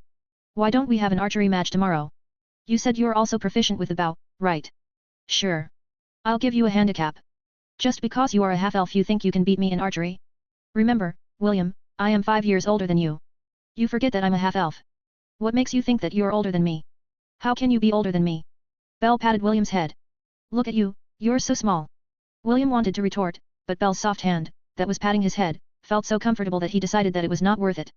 He only had a few days to spend with her, and he wished to make every second count. Even though William wished that he could stop time and let this moment last forever, he knew that it was not possible. Just like the sands falling down in an hourglass, 2.5 days passed like a fleeting dream. The day of the festival arrived and William accompanied Belle to the temple. It was currently 5 in the afternoon and the two were checking all the stalls along the way to the temple. William felt his heart aching with every minute that passed. He wasn't able to stop himself from checking the timer on his status page every now and then to see what little time he had remaining. 04, 59, 09. I will return to my world at 10 o'clock, William thought with a sigh. Although he was feeling depressed, he kept a smile plastered on his face. Oh. What a cute couple, a charming voice called out to William and Belle as they walked past a stall. Young man, why don't you buy your girlfriend an accessory to commemorate this special occasion? William and Belle glanced at each other before walking towards the stall of the lady who was wearing a veil on her face. For some reason, the lady's stall reminded William of the stalls found in the Temple of 10,000 Gods. The place where the gods gave contracts to people whom they deemed worthy to enter the temple's doors. Take a good look at these accessories, the sales lady said enthusiastically. I guarantee that all of them are high-quality items. Belle's eyes sparkled because all the accessories were very beautiful and well made. As a young lady from a rich and influential family, she could easily tell that they were genuine and not fake accessories. Because of this, she also knew that they were very expensive. How much is this? William pointed at a golden necklace with a blue jewel embedded at its center. That would be 40 million, the sales lady answered. I'm willing to give you a discount and sell it to you for 38 million. William's hand that was about to touch the necklace immediately retreated. What? This is 40 million. Yes. Why are you selling expensive things at a stall and not a jewelry store? Aren't you afraid that people might steal them from you? Don't worry, young man. Anyone who dares to steal from me will not have a good ending. The sales lady patted her chest with confidence. I guarantee this on my name. What is your name? Freya. William rubbed his face. He thought that the lady was either making fun of him, or thought of him as a gullible child who didn't know who Freya was. He had also read Norse mythology during his free time, and Freya was the goddess of love, beauty, fertility, war, and death. However, among the many attachments to her name, everyone agreed that her main role was the goddess of love and beauty. While William and the sales lady were chatting, Belle's gaze unconsciously landed on a silver ring. There was nothing special about the ring. It was just a plain silver ring without any decorations, and yet, it held a very strong attraction to her. How much is this silver ring? Belle inquired. The lips of the sales lady behind the veil curled up into a smile. If William and Belle were to see it, they would immediately be charmed by how beautiful her smile was. You have good eyes, young lady, the sales lady said with an approving tone. This silver ring is part of a pair. The name of this ring is called the Ring of Vega and its counterpart the Ring of Altair. Legend has it that if two people were to exchange and wear these rings, no matter how far away they are from each other, they would eventually be reunited. Just like the legend of the star-crossed lovers. William looked at the silver ring and felt his heart skip a beat. Although he knew that the sales lady was merely saying these things to make a sale, the promise to be able to be reunited once again resonated with his heart and soul. How much is it? William asked. You can't buy this with money, young man, the sales lady said in a teasing tone. Then how? William inquired. Since it is in this stall, it means that you intend to sell it, right? The sales lady nodded and picked up the silver ring. Young man, the price of this ring is a promise, the sales lady said. I will sell it to you if you promise me one thing. A promise? Yes, a promise. What kind of promise? William asked. Since this ring represents love, the promise you must fulfill is also one of love, the sales lady replied. You will be unable to refuse this promise. No matter what happens, you will do it, regardless of the price you have to pay. Can you make this promise? Chapter 257, The Ending of a Fairy Tale Part 2. William frowned. A voice inside his head was telling him that he shouldn't underestimate the sales lady's words. Belle, who was standing beside William, grabbed his arm and pulled him away from the stall. The black-haired beauty half-dragged William towards the temple without saying a word. The sales lady watched the two of them with a smile hidden under her veil. She had already given William a choice, whether he accepted it or not, was his own choice. As William and Belle walked towards the stairs of the temple, a gentle breeze blew and whispered something in William's ears. Star-crossed lovers, heartache and regret. When I look in your eyes, I wish that we had never met. 3:55:42. After the incident at the stall, the two wandered around the temple before offering their prayer to the deity that was said to be the patron of the temple. Ironically, the deity of the temple was said to be the deity of love and reunions. As someone who had met real gods and deities, William closed his eyes and clasped his hands together. He prayed. He prayed with all his might to allow him to spend more time with Belle. He poured out his heart in his prayer, hoping that his words would reach the patron deity that governed over love and reunions. Belle had finished her prayer and looked sideways at the handsome half-elf that had been with her for the past 2.5 days. William had told her that he would return to his world at exactly 10 in the evening. Belle had only spent such a short time with him, but something deep inside her wanted to hold onto him and never let go. And she did just that. While William was praying, she hugged him from behind. At first, William was surprised, but he once again closed his eyes and resumed his prayer. Belle was 2 heads taller than William, and if one was to look at them from the side, they would think that the two of them were brother and sister. Finally, William finished his prayer. As if both of them had an agreement, they walked away from the crowd and looked for a place where the two of them could be alone together. According to the staff, there will also be a firework display, Belle said as she sat beside William. The two of them went to a small clearing that was located at the back of the temple. William looked up at the countless stars in the sky. These were the stars that he had not seen for many years. They looked both familiar and foreign to him. The stars here are different, William said softly. Will, Belle said as she held his hand. Why don't you just stay here? Stay here with me? I will look after you and make sure that you don't suffer. You don't need to fight anymore. Just, be with me. Please. William gazed at her eyes and felt his heart waver. He was very tempted to say yes. I will stay with you. But each time he tried to say those words, the faces of several people flashed inside his head. They were the faces of the people that were important to him, who were on the other side where Belle didn't belong. A place where the shepherd goes to tend his sheep. A place where the weaver couldn't hope to reach. Can you hear it? William held Belle's hand and placed it over his chest. Can you feel it? This heart of mine yearns for you, and yet, I can't say yes to your proposal. Why? Belle asked. Why can't you just stay here with me?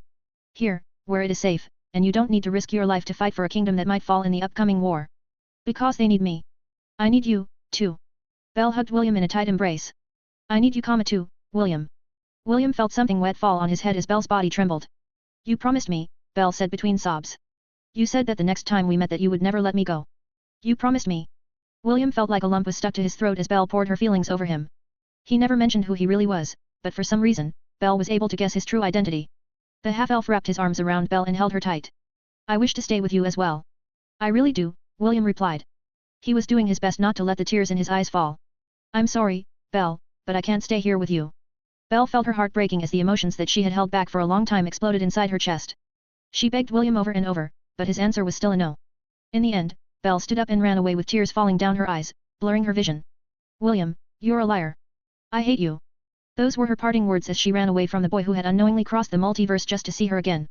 William watched her go and the tears that he had been holding back fell like rain. He wanted to run after her, but he didn't have the courage to do so. He just covered his eyes with his hands as his body trembled, fighting off the longing he held for her. Back then, he was not able to be with her because of his illness.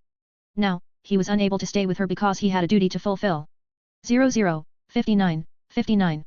Ding. Do you wish to remain in this world? Yes/no. William opened his eyes as he stared at the string of words that appeared on his status page.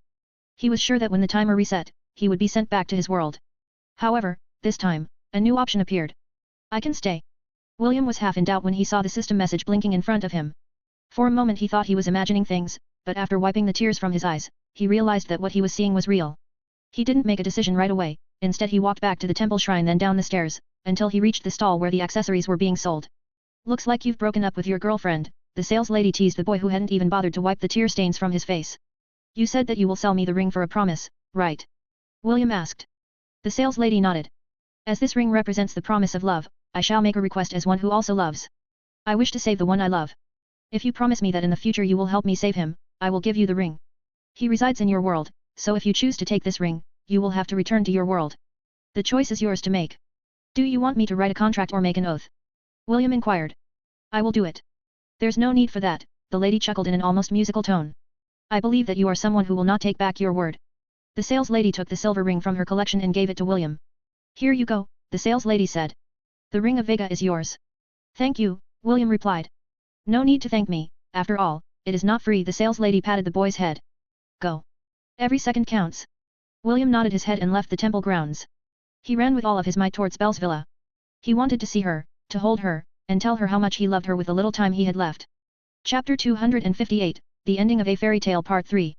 When William's back disappeared from view, the sales lady giggled as she leaned back on her chair. Looks like I won the bet, so what will you do, young lady? The sales lady asked. Belle walked out from behind the stall and looked in the direction where William ran. She bit her lip as she thought of the last words that she had said to him a while ago. She felt guilty and embarrassed because she tried to use William's promise to bind him to her. The sales lady presented a small box to Belle and opened it. All I need as payment is a promise, the sales lady said. The choice is yours to make. William stopped at the gate of the residence panting for breath. He had run all the way from the temple only to arrive as soon as he could. However, when he asked the guard if Belle had returned, the latter said that the young lady was still not inside the residence. William didn't believe him and entered the house to look for Belle. It didn't take long for him to realize that the guard didn't lie to him and hurriedly went out to look for her. He ran back to the temple but the girl he was searching for wasn't there. William looked everywhere, but still couldn't find her. In the end, William walked dejectedly to the place where they first met. 001425. Do you wish to remain in this world? Yes/no. William stood in the middle of the flower field as he looked at the stars in the sky. All it would take was for him to select yes, and the pain and suffering would end. However, he didn't do that. There were things that he couldn't leave behind. He couldn't be selfish. There were people who were waiting for his return. I just want to see you one last time, William said softly. It was at that moment when something exploded in the sky and a beautiful golden flower appeared in the darkness. Soon, several more fireworks painted the darkness with an array of colors. William watched them silently. The fireworks display lasted for 5 minutes before coming to an end. The fleeting beauty disappeared and the sky once again was bathed in darkness. Suddenly, a pair of slender arms hugged him from behind. William looked up to see a beautiful face right next to him. Belle lowered her head and planted a soft kiss on William's lips. When the kiss ended, William faced her and wrapped his arms around her. He then stood on tiptoe to kiss the girl he had loved for many years. The two kissed and kissed and kissed until they ran out of breath. 000720. Do you wish to remain in this world? Yes/no. I'm sorry, I shouldn't have said those words to you, Belle said. I was being selfish. William buried his face on her chest and listened to her heartbeat. Belle, I love you. Always have, always will. Now and forever. Belle hugged him and kissed his head lovingly. So you say, but you have so many girls waiting for you back in that fantasy world of yours. I'm sure that you will forget about me soon. I will not, William said firmly. For the past 14 years of my life, I have always kept you in my heart. Belle felt something warm spread on her chest when she heard that William had always kept her in his heart, even though he was living a new life in another world. You know it's funny, Belle said as she brushed William's head. You spent 14 years in that world, while here, only a year has passed. Well, I'm not going to complain. At least you didn't find an old hag when you returned. That would be the worst. William reluctantly pulled back from Belle's warmth and softness and looked straight into her eyes. He then took out a ring from his pocket and gently placed it on her ring finger. Belle, for me, you are the beginning of a letter, the contents of a poem, the ending of a fairy tale, William said after he finished putting the ring on Belle's finger. I don't know what the future holds, but I will do my best to find you. Once again, William rose on tiptoe to kiss the woman he loved. He couldn't get enough of kissing her and wished that he had more time. If he could only pause the annoying timer on his status page, he would have paid 1 million God points to do it. After their short, love-filled kiss ended, Belle took out a ring from her own pocket and placed it on William's ring finger. William's eyes widened in shock as he looked at the ring on his finger. He then looked at Belle anxiously because he understood the meaning of her gesture. Don't worry, it's not as bad as you think. Belle ruffled William's hair. Do your best to find me, because if you can't do that, I will have no choice but to find you. 000348. Do you wish to remain in this world? Yes/no. Let us make some ground rules before you return to your world, Belle said with a serious expression. If you marry dozens of wives, I will castrate you. Okay, William replied. I didn't intend to have dozens of wives in the first place. You can marry 9 people. Whether they are wives or concubines, I don't care. However, you are not allowed to have more than 9. Belle stated. If you surpass that number, you'd better not show yourself to me, or I'll make sure to fight you to the death. Do I make myself clear? Yes ma'am, William nodded his head like a henpecked husband. But, why does the number amount to 9? Because it is the, never mind. Just make sure that you don't surpass that number, or I will hate you for life. Okay. I promise. 000153. Do you wish to remain in this world? Yes/no. You don't have much time left, Belle cupped William's face. Let's not waste it. William agreed with her wholeheartedly as he raised his head. Their lips once again pressed against each other as they savored their last kiss together. 000036. 000015. 000008. 000003. 000000. I love you, Belle. I love you too, Will. See you later. See you soon. Also, that girl, Wendy. Treat her well. I will. I promise. William's body glowed and slowly turned into particles of light. The light flew towards the sky and bathed Belle with its golden light. When the light finally receded, Belle knelt on the ground and covered her face with her hands. Her pain sobs echoed in the quiet night, for her star-crossed lover was no longer in her sight. Chapter 259, Let's meet again when the sky falls. William looked at the ring on his ring finger when the light around him receded. He could still feel Belle's warmth on his body, and the lingering sweetness of her kiss on his lips. The red-headed boy stood there in a daze, completely oblivious of his surroundings. It was as if he was trying to hold on to the memory of his star-crossed lover that was now far beyond his reach. Suddenly, a light cough brought him out of his trance. William sighed and raised his head to look at the beautiful woman in front of him wearing priestess clothes. Congratulations on passing the trial of enlightenment, the Oracle of the Peak of Divinity said with a smile. Come with me, our sovereign wants to have a chat with you. William nodded his head and followed behind the Oracle. He wanted to meet the demigod that governed the Kirinter Mountains and personally thank him for the opportunity that was given to him. The two walked for 10 minutes before arriving at a white gate that was over 10 meters tall. Several golden runes were written on its surface and they twinkled like the stars in the sky.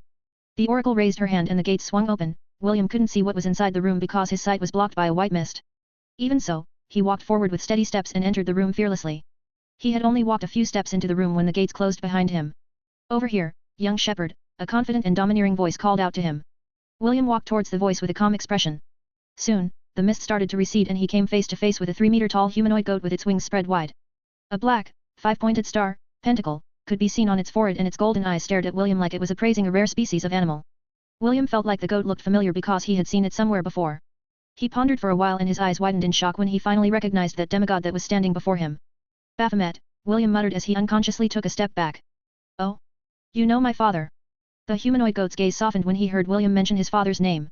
I didn't know that he was popular in the lower realm. Even so, it's good to know that his name is not forgotten. The goat unfurled his wings as he sat on the white throne behind him. He then propped the side of his face on his fist as he crossed his legs. To once again stare at the boy whom the goddess has chosen. I already know your name, but it would be best if we introduced ourselves to each other like civilized beings, the demigod said. The tribes of the Kirinter Mountains call me the Great One, for I do not want them to know my real name. However, for you, I will make an exception. You may call me by my name, Takam. Takam. The King of Goats. Demigod. Threat level, Calamity, low. Can be added to the herd. Success rate, 0.000000000000000000000000001%. Aside from the general information of the being in front of him, William wasn't able to know more about the demigod that ruled over the tribes of the northern region. The red-headed boy pressed his fist over his chest and gave a brief bow. William von Ainsworth. It's an honor meeting you, Your Excellency. A playful smile appeared on Takam's face as he made a gesture for William to come closer. I know you have many questions. Fortunately, I have all the time in the world to answer them all, Takam said with a smile. It's very rare for me to have guests, so I'll give you the VIP treatment. Takam snapped his finger and a small table, laden with sweets, and tea appeared in front of William. With another snap of his finger, the boy found himself sitting on a chair and holding a cup of tea in his hand. Wet your throat first, Takam said in a teasing tone. You must be feeling very thirsty after kissing your girl until the last second. William wanted to retort, but decided that it was not a good idea to argue with a demigod. The latter was treating him as a guest, so it would be best if he just went with the flow for now. The tea he drank tasted oddly familiar and William drank again to confirm his suspicions. He had tasted tea like this during the 3 days that he had stayed with Belle and it felt weird tasting it again here in Hestia. Although your old world is in the lower realm, it has many interesting things, especially this Lipton iced tea. Takam chuckled. Fortunately, we were able to get this item in bulk given the small time frame that we had. William's ears perked up as he listened to the demigod. He then placed the teacup on top of the table and looked at the humanoid goat sitting on the throne. Can I go back to Earth? William asked. This was the most important question in his mind right now. If possible, he wanted to find a way to travel between worlds to be with Belle from time to time. No, is what I'd like to say, but since you already managed to get there once. I guess the possibility exists, Takam replied in a casual manner. To be frank, even I was surprised when the trial of enlightenment sent you to the lower realms. The trial was about testing one's resolve. If you had chosen to stay in your old world then you would have stayed there until your dying breath. William, do you know? A god doesn't have the power to send someone from the higher realm to the lower realm. Even if 2 gods were to work together it would still be very hard, unless both of them are extremely powerful gods. William carefully listened to Takam's explanation as if he was afraid of missing a single word. He then thought that if 1 or 2 gods can't do it, what about 4? The images of the 4 gods who had a good relationship with William appeared on his head and wondered if they were the ones responsible for his reunion with Belle. I will properly thank them the next time we meet, William swore in his heart. Back in the 10,000 temple. Lily, was it you? Gavin, no. Lily and Gavin then stared at the 2 gods that were playing a game of chess beside them. David, whistles. Issei, whistles. Lily, Gavin. William took a deep breath then asked his second question. What about my friends? William inquired. What happened to them? Don't worry about them, Takam answered. All of them have passed the trial and are now waiting for you at the main hall. This might be the first time that a group of people has succeeded in overcoming the trial of enlightenment at the same time. William sighed in relief after knowing that his friends were safe. He then talked to Takam about the difficulties of the Helan Kingdom and the reason why he came to the Kirinter Mountains. Takam listened with a smile and waited for William to finish his explanation. I am already aware of your purpose for coming, Takam rubbed his chin. Sadly, I can't agree to your request. Why? William asked. Because this war is only the start of something more sinister and I need to preserve the strength of the northern tribes until the right moment arrives. Takam gazed in the distance as if looking past the white mists that surrounded them. You don't have to worry about the tribes stabbing you in the back, I will not allow that to happen. However, that also means that I cannot offer you any assistance. His expression didn't change, but William could tell that the demigod had already made a decision. He would not get help from the tribes during the war, but he was thankful that their planned invasion had come to a halt. You said that the war is only the start of something more sinister. What do you mean by that, Your Excellency? William inquired. William. Your Excellency. Survive the war first, Takam turned his head to look at the boy that he could easily pinch to oblivion if he felt like it. Then and only then can you come to the north to ask for assistance. Do I make myself clear? Yes, Your Excellency. Let's meet again when the sky falls. Those were the last words that William heard before his surroundings faded. His meeting with the demigod had come to an end, but their talk only brought more questions than answers. William was forced to put these matters aside for now because the demigod was right. He needed to survive the war first. As long as he was alive, there would be plenty of opportunities to find a way to be reunited with the beautiful lady that was waiting for him back on Earth. Chapter 260, For the Sake of My Cute Little Sister. Will. Wendy ran towards William and gave him a hug. Did you also pass the trial? I did, William replied and he returned Wendy's hug. He was surprised that after meeting Belle, his feelings for Wendy hadn't changed. It meant that the straightforward girl had managed to worm herself inside William's heart and the latter had also recognized her as his lover candidate. Belle said that I can have up to 9 wives or concubines, William thought. I guess I'll just cross that bridge when I get there. His gaze then landed on Ian and remembered Belle's warning about him. What are you looking at? Ian asked. You look creepy. Yep. It's impossible for this snot-nosed pansy to be a girl, William muttered as he averted his gaze. Belle's intuition was wrong. The oracle had already warned them that they should keep the contents of their own trials a secret. Although they could share it with other people, she advised against it. She said that if other people were to know the contents of the trial, they would not be able to set foot in the northern regions again. Because of this, none of them asked each other what happened in their trials. They returned to the peak of chivalry because William still had loose ends to tie up. To his surprise, the representatives of the Anisha dynasty had already left, while the representatives of the Zealand dynasty remained. Sir Jerkins personally informed William that Crown Prince Alaric wanted to talk to him. Although he was surprised, William decided to meet with him after he settled the issue with the tribes. As you may already know, the Great One has appointed me to choose the next great chieftain of the tribes, William said with a serious expression. All the different tribal chiefs looked at him anxiously and waited for his next words. The Great One has also issued a decree, William continued his speech. The tribes will not participate in the war nor will they act as the reinforcements for the Helan kingdom. They are to stay in the northern regions until the war is over. Some of the tribal chiefs sighed, while others nodded their heads. Most of them didn't want to participate in the war because it would only cause the death of many of their tribesmen. Although the regions of the north were harsh, they weren't lacking in anything. There's more, the nearest town of Stanmore will now fall under the jurisdiction of the tribes, William said. This will be the compensation of the Helan kingdom to the tribes for not participating in the war. Earlier, Sir Jerkins had told William that the king had told him that he could use the 3 towns near the Kirinter Mountains as bargaining chips to gain the aid of the allied tribes. However, since the demigod had forbidden them from joining the war, the bargaining chips became useless. William knew that some of the tribal chiefs still had the notion of expansion, so he was willing to compromise and satisfy their itch. The half-elf told Jerkins that in order to prevent the tribes from joining the tri-party alliance, they needed to sacrifice one of the towns on the border in order to appease them. Jerkins readily agreed to William's suggestion because he was afraid that the tribes would really switch sides if they didn't give them some form of compensation. For the ambassador, losing one border town was better than fighting on 3 fronts of the battlefield. Just like William expected, the tribal chiefs were quite happy with the new territory they had gained for free. Even Great Chief Evander gave William a nod of admiration for his ability to compromise. Okay, now that is settled, we will talk about the position of the great chieftain of the tribe. William gazed at the tribal chiefs and completely ignored Great Chief Evander, which made the latter's smile stiffen. 4 years, William held out 4 fingers in front of everyone seated in the great hall. For 4 years Evander will remain in his position as the great chieftain of the tribe. After that, all the tribal chiefs will vote if he should continue to stay as the great chieftain or if he should step down from the position. If the tribal chiefs are going to ask Evander to step down after 4 years, each tribe needs to send one of their representatives to clear the trial of enlightenment. The first person to clear the trial will become the next great chief of the allied tribes. There will be no age restriction to the trial. Anyone can become the great chief, but only one representative per tribe is allowed to participate in the selection ceremony. The tribal chieftains nodded their heads in agreement. They thought that the new system was good since it prevented anyone from holding the position of great chieftain for an indefinite span of time. Great Chief Evander happily accepted the new system after confirming that members of his tribe could also participate in the selection ceremony. He knew that William had given him 4 years to remain as the great chieftain, so that Brianna wouldn't suffer. After he had settled the issues of the tribes, William asked Sir Jerkins to invite the crown prince of the Zealand dynasty to his quarters. He was very curious about what the next king of the neighboring dynasty wanted to say to him. It didn't take long before Prince Alaric came to William's tent to converse. He didn't come alone. Princess Ayla, Connell's ex-bride candidate, was with him as well. The beautiful brother and sister pair sat opposite William and looked at him with calm expressions on their faces. When I came here to the northern regions, I thought that I would only be meeting with the leaders of the different tribes, Prince Alaric said with a smile. I didn't expect that I would see a distant relative and witness his amazing battle prowess firsthand. By relative, you mean me? William asked in confusion. You might be making a mistake, Your Highness. Well, if your grandmother's name is not Urza then yes, I may be making a mistake, the prince replied in a playful tone. Tell me, Sir William, is Lady Urza not your grandmother? She is, William replied. Great. Prince Alaric clapped his hands. Actually, your grandmother and my grandmother are twins. Lord James went to the Zealand dynasty to personally ask her parents for her hand in marriage. Naturally, they didn't agree at the start and made things difficult for him. Prince Alaric chuckled. However, Lord James was able to beat all of Lady Urza's suitors, and finally gained the approval of her parents.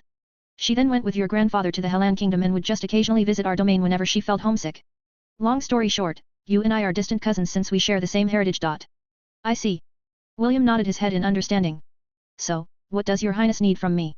Although he agreed on the surface, William didn't take the prince's words to heart. He would have to consult with his grandfather first and confirm whether what the prince had told him was true or not. Even so, he was still willing to hear what the prince had to say since the latter had waited for him to return to the third peak of chivalry. I want you to pass this letter to Lord James and also take my little sister, Princess Ayla, to meet him, Alaric replied. I know that this is an odd request from the crown prince of a dynasty that is planning to wage war on your borders, but it is still something I need to do for the sake of my cute little sister. You can do this for me, right, cousin? William frowned, but still nodded his head. Is that all? Yes, that is all. Prince Alaric smiled. Perhaps, this is the last time we will meet in such an amicable manner. The next time we see each other will be on the battlefield. Until then, make sure that you stay alive, cousin. William returned Prince Alaric's smile but said nothing else. He then looked at the beautiful princess who had been observing him since the moment she entered his tent. I hope you don't mind living in the countryside, Your Highness, William said. Because that is where you will be staying until the war is over. As long as there is food to eat, a bed to sleep on, and a roof over my head, I believe that I will be able to manage, Sir William, Ayla replied. I am looking forward to meeting the legendary Lord James who single-handedly defeated 100 warriors when he asked for Lady Urza's hand in marriage. Princess Ayla smiled sweetly as she gazed at William's eyes that were as beautiful as sapphires. She wanted to know more about the knight commander who was wearing a slave collar on his neck. The princess of the Zealand dynasty knew that her brother was right. It would be safer to stay in the enemy's territory than return to their domain. Because if she did return to the Zealand dynasty, all that was waiting for her was a life filled with regrets and misery.